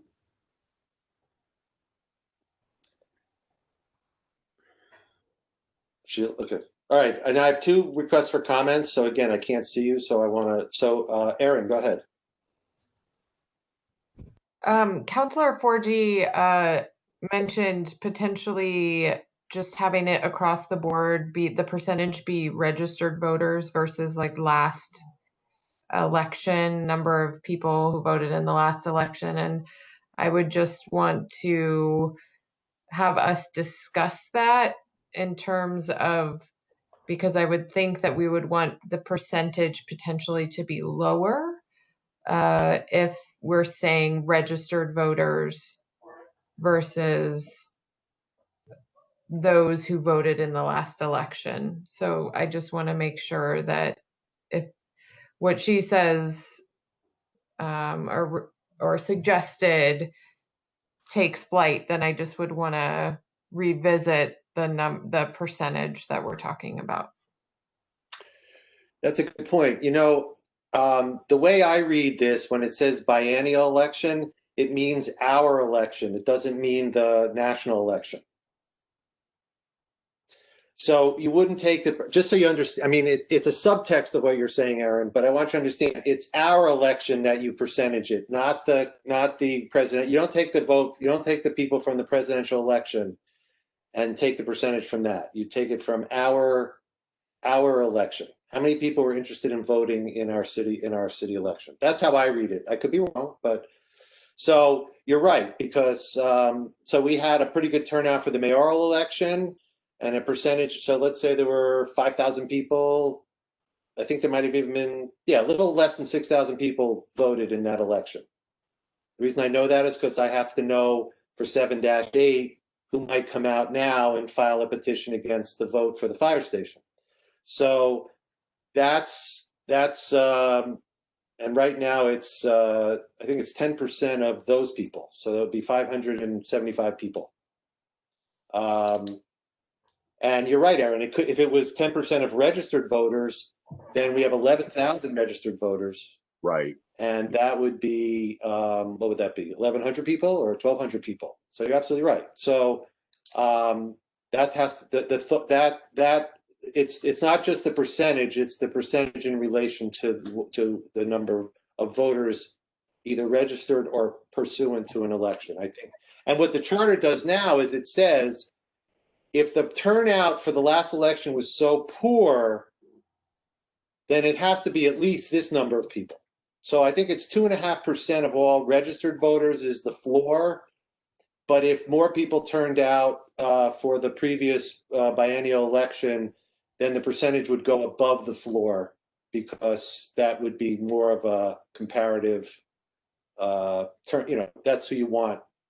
That's the comparative that you're trying to make, is who voted, not percentage. But so the way it reads now is 2.5%. So I think Al Norman mentioned it. I think 2.5% is like 350 voters. For if we had a weak election last time, a weak turnout, 350 people could sign a petition. Both of the petitions, I believe, but at least on this one, if you wanted to go, you know. So you're absolutely right. I just want to tell you that that will be a footnote in the. That will be a note to the counselors that, you know, it's not the percentages and who they're comparing it to is very important. So I appreciate you bringing that up. Is there more you want to say to that, or I just want to say I appreciate that. That's very important. I would really like to simplify at least one section, one little part of this by saying a percentage of the registered voters, rather than having two different thresholds. It just, to me, when I read it the first time, it was just much too confusing. I didn't know why that was in there, and none of the other charters that I reviewed use any, two different thresholds of both recent voters and registered voters. They all just do registered voters. Okay. But, and I think what Aaron says, though, if you're going to do that, then maybe 10% of registered voters might equal a number that might be high. So let's be careful. Maybe you want to pick instead of 7.5 or something. Yeah. Yeah, or pick or decide how many people you think should do it. Like, let's say in my mind, 750 people. So if that's it, then what is it? Whatever that is. I mean, that's where we came. That's where I came up with, or we came up with, the 5% of registered voters, which equals about between 500 and 600 people. Right. People. And then we added another 2.5% to get it up to 800 people, that if they want to be serious about a petition, correct, to submit it to the ballot. Right. Yeah. Good. Thanks for reminding us of that. Chris. John said what I was going to say in regard to our, how we get something on the agenda, and the fact that it takes two counselors to take it forward. I think, I thank him for bringing that out. Alan, I wanted to ask, what you just said a moment ago was, please excuse me if I did not understand correctly. If you go ahead and you change the language to say blank percent of registered voters, you're saying that if we take the percentage of, make that 5, then that sort of falls into the same statistical category as saying 10% of whoever voted the last time. Correct. Yeah, it is probably roughly the same, or at least recent turnouts would say that. What we're saying now, and probably for the foreseeable future, is for an initiative, you would need between 500 and 600 signatures of registered voters. And as David mentioned before, if we had a very extremely low voter turnout, then this would actually disqualify that number, and this would be the parameters we would work in. Okay, that's great. Thank you very much. Just remember that, again, just to support the point of keeping it just one definition, the vagaries of each election mean that there may not be a fairness in when an issue comes up before the council as compared to a weak election, and then who gets the petition at that moment in time. If you're into a total philosophical thing of, this is what I want my floor to be about the number of people that do this, and it should be relative to something that's a hard number, which is registered voters, then let's just make that the pole of which we ground ourselves. And I'm in agreement that I think that's a good idea. You may think the number, if you thought a number was 300 people should be the number, that's low, then just still make it a percentage of registered voters. That's the only thing we're saying, so that it doesn't fluctuate all the time. Because it'll fluctuate if you make it relative to those people that cast votes in the last election, which I think was put in there to kind of feel the winds of, to feel the winds of participation. But I think it doesn't do the trick. I think it should be eliminated. So I'm with the people who think that. So thank you for that. Anything I know it's late, but I would love, since we're so excited about all this, if we went to the next one too. Would that be okay? Yeah, but before we move on, David, I did have a question about the intent. Yeah, so in the beginning, so I think you just touched on it in your last sentence, so I want to confirm, but you were talking about, so obviously presidential elections, and this most recent one, we have had a really high turnout. even for a presidential election. So like, you know, changing the bar based on elections seems weird. But even with biennial elections, we're going to have a higher turnout when there's a mayoral race than we are when it's just school committee and city council. So I was That's kind of right. curious about the intent there, but I think that what you were saying in the last little bit is we want to say like it should be this many people, and we're going to figure out what percentage this many people is. Right. Am I understand that correctly? I'm not. I don't want to go on record as saying that's how you should do it. I'm just saying that that might be a way to ground you into how you want to make the formula. Because So, yeah, I think, I am not trying to paint you into a corner. What I'm saying is if I feel yeah, it's like impossible. we have 10,000 registered voters in Greenfield, and if 1,000 people are worried about this thing, that is 10% of our folks. And the other 90%, some of them might be in favor of it, and some of them might just not know, right? So I think that it's fair to say that there are some people who just don't know and need to be educated on the issue, or maybe they need to be asked. I'm not trying to paint you into a corner by saying that you need to set the percentage, but what I'm trying to get at is when we're talking about the most recent election being just city council and there's a lower threshold, do people feel like, oh, this is the council's decision and we can do this with fewer people? Whereas years when the most recent city election has been a mayoral election where it's higher and the stakes are higher and more people are out, I wonder if there's like an equity issue there too. Well, there's always an equity issue. I think for me, it would be how do you sell politically making this decision? So, you know, if you make it based on the last biennial election, then you're selling a vagary. It's going to change, and then you have to have a minimum, which confuses the language in the ordinance. I mean the charter section. So it kind of defeats its purpose, which very many of us have said it's way over confusing. And it may not even work. And it was in there because nobody thought about it. Now we're thinking about it, and it's not a good idea. If you take registered voters, that's fair. So then the question is 1,000 people too many? Is 500 people too little? Is 500 people too many? Is 200? I mean, that's really that's a bigger discussion. You know, it's easy to say 300 versus 1,000. You know, that would fit the John Lunt rule of, 300 is way too low, and I think I like 1,000. But maybe somebody else might think 1,000 is a little bit too much, and so 800. So now you're kind of refining it. I think that's up to the council to decide that number. But I think 5 to 10% sounds like a good political. You can say politically to the community, we're talking about we want 5 to 10% of our community to be charged up about this. We don't want it to just be a small percentage. We want 5 to 10% of our registered voters to be charged up about this issue before we have to deal with it. That's the political message you would give to the community if you said that's what we want to do.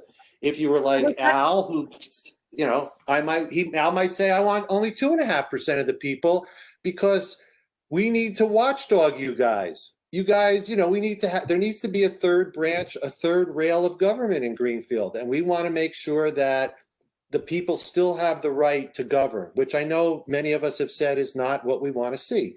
But there are people that will fight you on the percentage, because of that. That's how they look at it. But again, this is the initiative. Again, this is the initiative process, not the referendum. And so it's not really a watchdog sort of section. That's not what it's intended to be. And again, I would say my opinion is that it's a last resort sort of measure in which if people really cannot get something heard or to their satisfaction, then they can get, what I put in there was, 500 to 600 people to sign off on it. City council or school committee can look at it again. If they still don't like it, then they can get another 250 people, and it'll be then proposed in an election. Right. Yeah, and I think I think, David, if you and I could have a phone call and you could kind of like put this in layman's terms for me, because I think I'm I'm missing trying. that sort of like legalese piece of this. Because my understanding is that this is a chance for folks to say, hey, city council, pay attention to this. And then the next provision in the charter is for them to say, okay, city council, you don't want to listen to me.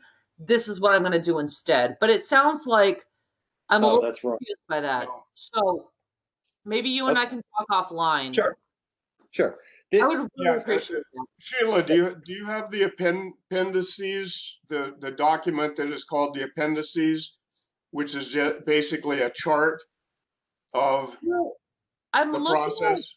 I'm looking at Article 7 in another tab, but Yeah, but there's another attachment to it, which is called the appendices, which show the process in chart form in chronological order. Yeah, actually, Tammy you did know what, that. Alan, if you would email that link to me, I would appreciate it, because I'm not on my primary laptop, because like I said, my kid's playing Minecraft right now and he stole my primary laptop, and I'm just looking at the town charter on the Greenfield website, but I don't see any kind of an appendix. No, No, there there isn't. There isn't. I don't think Tammy sent it out. She did. Well, I got it on an email. There were 4 attachments. It was It's an earlier email. What It's an date was email that, back. though? Are you talking about one from like back in September? it might have been September or October. There were 4 No. attachments to it, appendices. There was 7.7, 7.8. Okay. You got it in November or the end of October. That's right. Okay, The Alan, end can of you October. forward that Okay. to me, and I'll look at it tomorrow, so that I want to feel like we're speaking the same language here. I just want to comment on something you said, Sheila, to help everybody else. The legalese is only in how you express the civics, the concept that we're trying to decide. So if everybody simplifies it to the concept, the writing of the charter provision can be done by maybe somebody else who puts that into words and sets it up so that it works, which I know reading this is difficult, and that's why Alan went to the trouble of doing the chart so that you could follow the steps, because that's really all this does. It says if you follow step 1, step 2, step 3, and step 4, you will get the attention of the city council. If the city council disagrees with it and you follow step 5, you can go on the ballot. And that's it. That's it in a nutshell. Okay. And so you have to decide as a group, what percentage of people would you like to be able to make that happen? Yeah, okay. So I'm going to go and review the email, because Erin just put it in chat. She said it came in November 20th from Tammy. So I'm going to go look at that. I think that my concern is I want this to be accessible, because we have folks in town who, didn't go to law school. We have folks who didn't go to college, and we have folks who didn't even graduate from high school. So, I mean, I think this needs to be something that's very clear to everybody. And I think having plain language is really a good way to do that. So I'll go take a look. Thank you. All right. Can we still move into 7.8? If you object, you have to show yourselves. Okay. It's okay with me. Good. Okay. So there were a couple of things about this that I think you have to understand historically. One is that this section language was left out after it was amended. So between 2010 and 2020, this section was amended. I don't remember exactly why, but it was amended. And as a result, when it came back from the legislature, the words of any measure were left out. And of course, we copied, because we have to, what came from the legislature into our charter. And if the words of any measure, which I've put in italics in the second and third sentence, is not in there, it makes absolutely no sense. It's amazing that 3 words were left out. And those 3 words were the critical piece to why this works. So what it says, okay, that's number 1. Number 2, it cross-referenced a lot of section of 7.7. So if you read 7.8, it's short, because it says, look at 7.7 and read these sections, and that'll tell you how to do this, that, and the other thing. It's hard enough reading these things when they're in front of you. It's even worse to cross-reference. So when Al Norman gave us his suggestion to write it, I noticed that his cross-referencing was too expansive. He didn't follow what the charter says now. He expanded on the cross-referencing, which would make it 100 times. It wouldn't work. So I took the liberty of giving you a section, giving you what I believe is the charter section today, spread out with the cross-reference sections actually put in, and assuming that the registrar of voters would have to, or the electors would have to certify all the votes, which it wasn't clear. So you've got a copy of what I believe is the 7.8 today. And 7.8 today is really not, again, I know that there's a lot of this legalese that people don't like, and Alan and I want to share with everybody, had a long conversation, because Alan wanted to follow not wanted to, but way of doing it. And as I read it, I was really concerned that if you make this too plain English, you're going to have a lot of problems with lawsuits. It's just, this has to be clear to a judge. And I realized that we wanted to also be clear to the public. So that's why Alan and I came up with the idea of doing these appendices, which would also help the clerk's office, because as long as we all agreed and we got a legal opinion that the appendices was accurate with respect to the gobbledygook that's in here, then people could follow the steps and they didn't have to worry about what this said. The only time you'd have to worry about what this said is if somebody wanted to take a legal challenge to the language. And so this language has to be tight, which goes along with what Sheila said, that we want there are certain situations where we want the language to be tight. This section has to be tight, in my opinion. There's too much at stake when this stuff happens, so it has to be tight. So when we went for the library piece, the words of any measure were not in were incorrectly put into were left out, and so everybody was freaking out the 30 days after the vote about how to get a petition into the city council. And somehow they did. But so the second 7.8, Alan and I were looking at it and we thought, this is just to exemplify, it's not anything else. But if you look at the one that we wrote,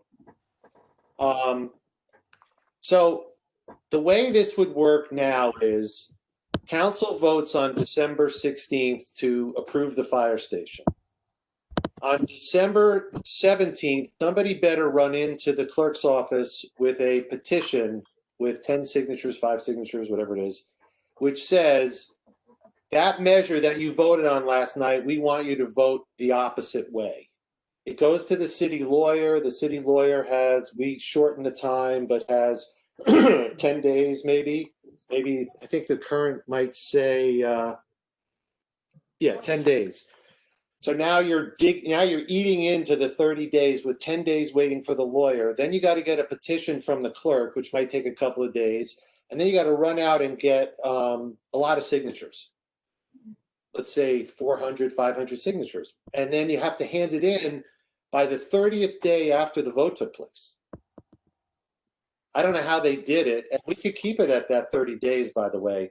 But when Alan and I spoke, we thought it seemed a little unfair that if you want to make it fair, give people 45 days, but make the percentage higher so that that's, you know, this way, I think the percentage is lower because it's hard to get that many votes in 30 days. So that's why they did it that way. So, the So I referral to don't city have any attorney. trouble. I'm sorry, David, are you opening it up for discussion or do you want me to stop? Just give me 1 more minute. Thank you. Absolutely. So what happens here is that the city council must bring this up to vote at its next meeting after it gets this petition. And then it has to vote again on the same measure that it voted on before. And if the vote is still the same as the original vote, then it goes to the ballot. And the council has a choice. Either it goes to the ballot at their pleasure or it goes to the ballot in the next election. And that's how it goes. So this is where I say to you all, is there a third branch of government called the people who file these petitions at a threshold that might not be high enough so that every time you vote on something and you've gone through the painstaking process that you went through on this and the library and other matters, that you have to not only vote again, but it has to go, it now goes out of your hands and into the ballot. And it's like, so what was that all about? So this one, you know, we wonder if this one should have like a 10% of registered voters, because the feeling is that it has to be so important that many people will sign a petition. And so you're missing the boat. You're missing the boat. 1,100 people think you're missing the boat and therefore you should vote again. But not 300 people think you're missing the boat or 400 people think you're missing the boat. And one of the important things about this, David, just to add, is that when it is presented, when it will go to a referendum, the measure is then suspended. Oh, right. So it is no longer in force if it is going to go to a referendum. So the idea is that to make a high threshold to totally suspend an action of the city council. Thank you. So we tried to rewrite it, and I decided, because I am a lawyer, that the way it was written was fine. It needed to add 7.7 into it to make it clear. And if we have an appendix that shows the 5 or 6 steps, then I think it's fine. And the question you're all going to have is the same as the other, whether it's registered voters or the last biennial election. I hope you're consistent.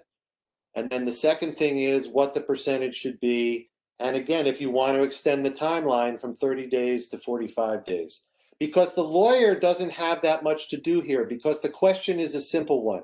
Take the measure and vote the opposite. That's all you're asking. It's not some goofy thing that you've made up that the lawyer has to review and tell everybody whether it makes sense or not. This is just turn the vote around, please. And there's even a sample of how you state it. So you can do this in a very short period of time. So it's interesting that now we're in a period where we don't know whether somebody's going to petition, but right now it would be 575 voters if they sign a petition in 30 days. That would cause you to have to go back and vote again, because that's 10% of the last biennial election, which was the mayoral election. So I don't know, maybe we don't have to talk about it anymore because we kind of did it all in the last one, but I think this is a big deal, this one. Because it's either going to be a third branch of government, or it's going to be people have to be, it has to be a groundswell. So you all are going to have to decide about that. Just to add, my proposal was that it was 10% of registered voters, which would be more than 1,000 people within a 45-day span, which is a very high bar, I would say. But again, the intent is to make this a high bar, but not impossible. And I'm not sure that that's, that those percentages and timelines are the correct one, but I guess it's a starting place.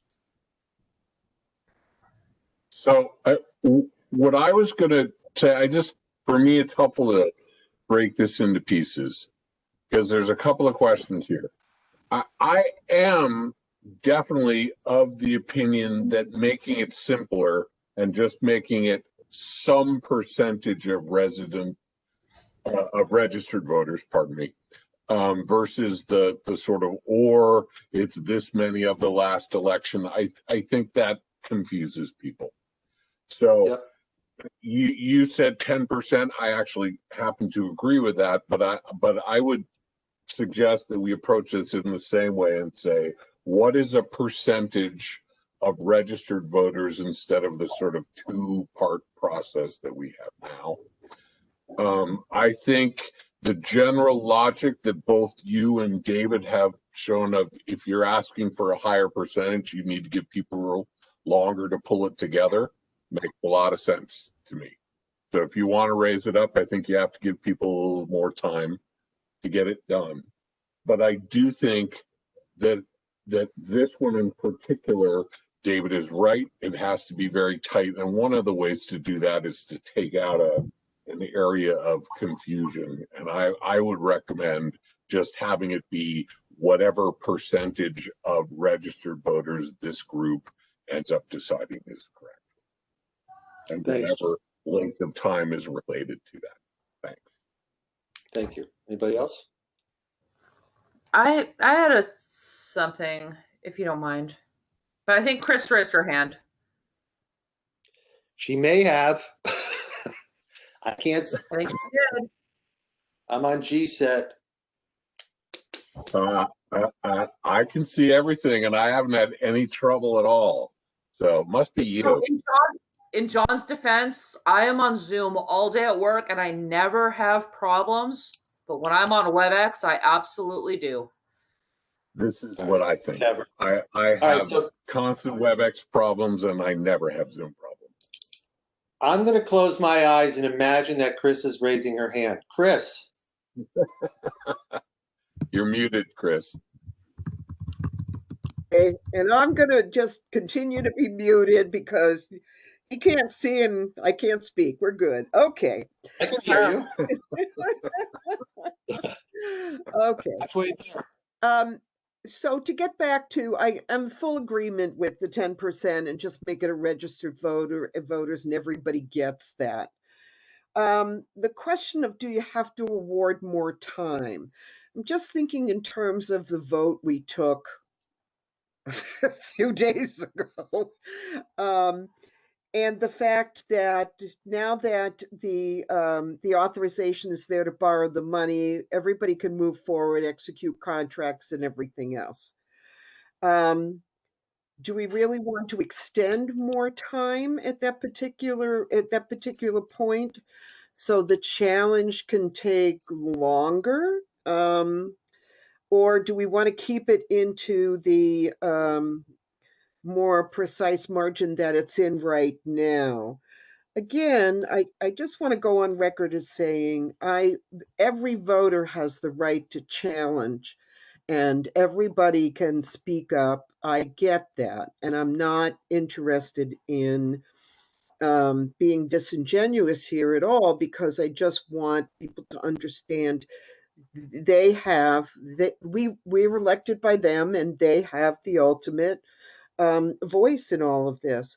But my concern would be is if a project was going to go through, for instance, with all the borrowings that have to happen and everything else, do we want to shorten that period of time? You either get 1,000 signatures or you don't. I guess I'm a little bit more strident than others. Thank you. That's fine. I mean, I think Alan and I were trying to find a place where if you have extreme voices talking about, oh my God, you're raising it to 1,100 people, you're silencing us. If you extended it 50 more days, it would be it's a compromise. It's a way of compromising the doubling of the votes. It was just a way of, and Alan and I mean, we just went through the procedure. We went through the exercise that you didn't have to go through, which was, wow, 1,100 signatures after the attorney brings back and then the clerk gives the petition. You got to run out and get 1,100 signatures in 15 days. It seemed like people would find just that not be fair, not that, and you might disagree, and that's fine. We just put it out, and that would be the most I would ever tolerate, just because then it would give people 30 real days to go out and get signatures. And if it's really a groundswell, they'll have their 30 days. If it's not a groundswell, they won't. But you're right. Many times the votes, a lot's riding on the votes, and waiting another 15 days and waiting for another voting cycle of the council can wreak havoc. So it's ironic. Right now we have 30 days, but it's half the amount that we would like. So, you know, you're all on council right now. When we had our discussions, David, one of the issues that came up, and it's some sort of a balancing act, is that you'd like to give plenty of time for a group to collect signatures, but at the same time, if a measure is approved and is going ahead, things like contracts and appointments and all the rest are going ahead at that time. And do you really want to stop the process then 60 days later, allow people to stop at 60 days later or something like that? So we came up with 45 days as a in-between measure while raising the threshold for signatures. Thanks, Alan. A follow-up, if I may, Chris, on that? Chris, Okay. Go ahead, Chris.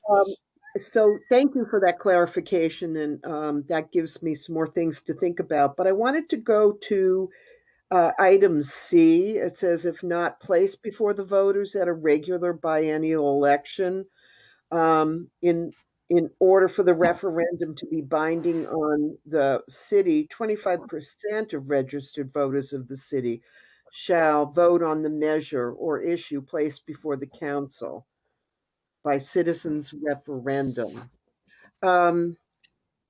Was there any thought given to the language in there in regard to a special election?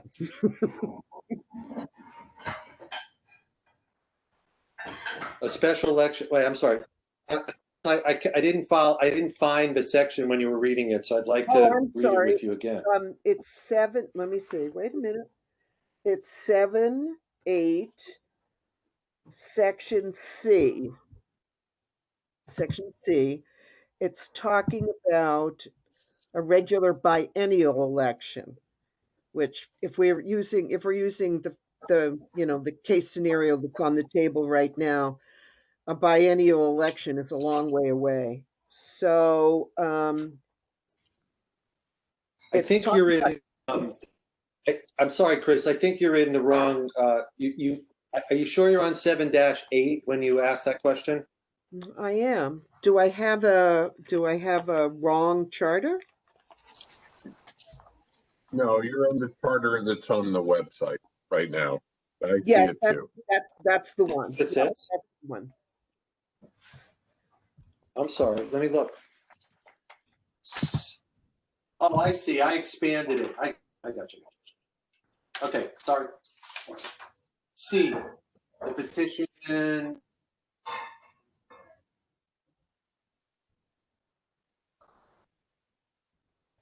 Oh, yeah, that's our, okay, that's that section,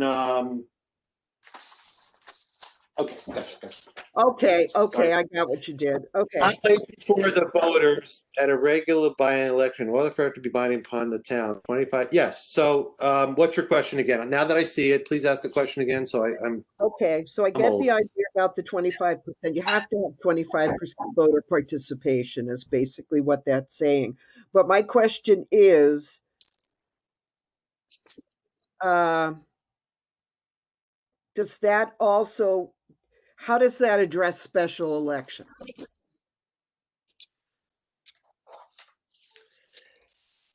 It would be, it's the same thing. So let's say you decided to make, let's say there was a petition filed and, you know, the counselors were like, we're going to vote again. And then it goes to the ballot. You can decide, let's hold a special election in April. And 25% of voters would have to turn out for that election. Otherwise, it would fail just because of the lack of jurisdiction of the special election. Okay, all right, thank you. So now, so let's say 2,400 people showed up and 2,300 voted against the fire station and 100 voted for it. It would be a nullity because 2,500 people hadn't shown up, or 2,600 people hadn't shown up for the election. Okay. It's to make sure that if there's a disinterest, the group can't win the day through disinterest. So it has to not only be the first level of interest, which is 1,000 people or 500 people or however many people are interested in petitioning, but the interest has to rise to from a 10% or a 5% level to a 25% of the people have to actually come out and turn out to vote for it. And that's a special election. If it was a regular election, if it fell below 25%, that wouldn't affect the councilors and the mayor and everybody else. I don't think. I'd have to look, but I don't think that it would affect that. But it would affect the referendum petition. So if only 2,000 people showed up for for the councilor vote because it was an uncontested election and nobody cared, that ballot question would have even if everybody voted against it, it would be a nullity. Okay. So you have to get two levels of support. You have to get the initial level of support and you have to get out the vote. So you can't just throw it on the ballot and have 10 people vote. Your 10 people vote yes. So that's the reason that that's in there. Thank you. But that came, okay, does that make sense? I don't want to beat the horse, but it's just so you know that people have to understand that that's the final arbiter of this, that they also have to get out the vote. Now, in the library vote, it was a mayoral vote, so that wasn't a problem. But it could be, it's different, anyway, okay. From Christine, follow up, you're good. Yeah, so right. I had a comment. So I had a comment and then I deferred to Chris and then she had a follow up. Go ahead. Yeah, so we had, when I was on the council, right before Chris joined us, we had the library went to referendum and so did Safe Cities. And I had a person that I was very close to and I thought he understood his opinion on the Safe City vote, who signs the Safe City petition because he wanted this to go to referendum, not because he was against the city council's vote, but because he wanted to demonstrate that this was an overwhelming issue in Greenfield. And he had expressed some second thoughts afterwards, because when he realized that now all of a sudden this was on the ballot and people were, had the potential to vote against it. So just because these people sign petitions to put something on the ballot, it doesn't mean they're going to vote no. And I only discovered this because I had a friend that I'm very close to who put something on the petition because he wanted to vote yes and show that there was an overwhelming majority. And I know that that's a complete pain in the butt, and I'm throwing a wrench into the works by even mentioning this, but that makes me wonder how much, where we want to set this threshold also, because when we have people who sign a petition, We can't just assume they're going to vote no. And, you know, anecdotal evidence is, you know, I mean, in college, Again, anecdotal evidence doesn't mean anything. I'm sure it doesn't mean much in municipal government either, but I just kind of want to put that out there too, because there are folks who feel like they just want to make a statement. Okay. Okay, so then they won't. But again, the civics lesson is, how many people do you want? How you want a groundswell for something that's important enough to overturn your vote, I would think. And then if that groundswell is there, they're going to have to get out the vote to at least 25% of the registered voters. I think that's it, as simple as I could say it. Everything else, people show up or don't show up, they're confused, they don't like it, they change their mind. That goes to what happens on the ground. But this is more like, how do we set up a system where people can feel like, you know, there's a fairness and there's a balance. And right now the balance is one place. Do you all, the council, want to change it to, and the mayor want to change it to another place? And we're in, ironically, a situation where the three councilors especially can feel what it feels if you have a low threshold after all the work that you did. So it's a good time to think about it rather than imagine it, which might give you a different feeling, might give you a more objective feeling.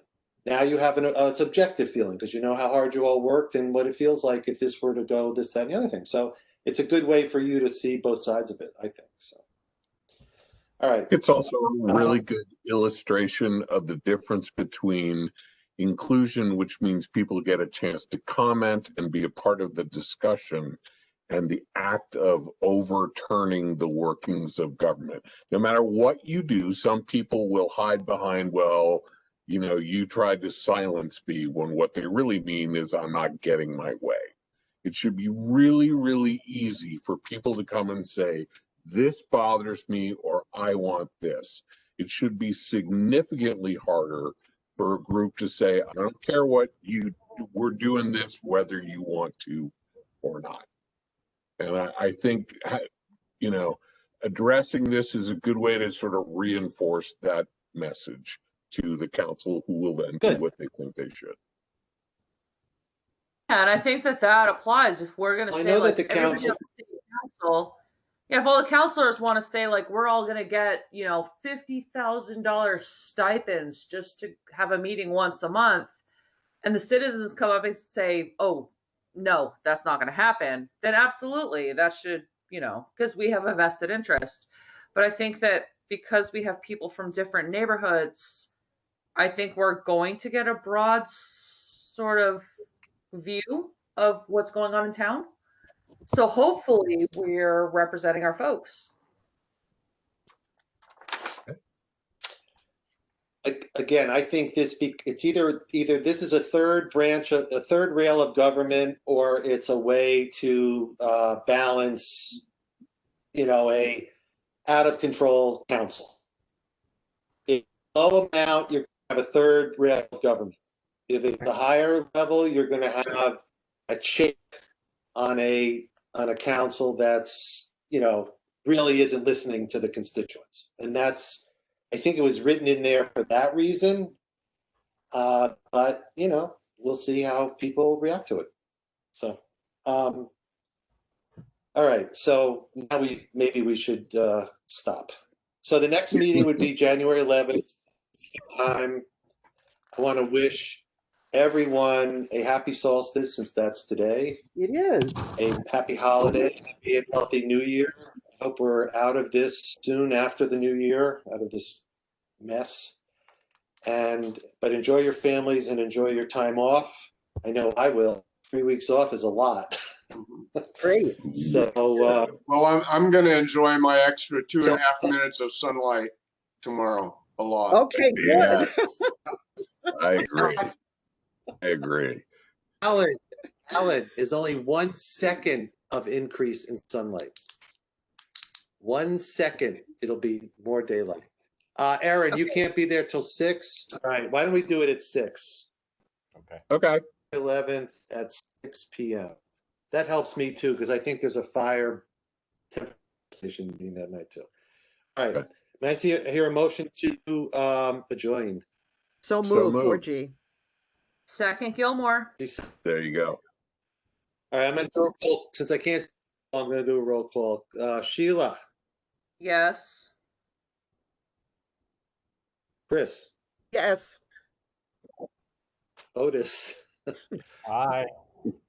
I I changed my vote. Wait a minute. you might want to go back to decorating the tree. Yeah, John, okay, no problem. Yes. wow, you skipped Chris, John. Alan, Yes. all right, David, yes. Okay. Love All you right, guys. happy See you next holidays, month. everybody. Happy holidays. Have a Merry great Christmas. one. Happy holidays. Bye-bye. See you in January. Bye-bye. Bye. See you.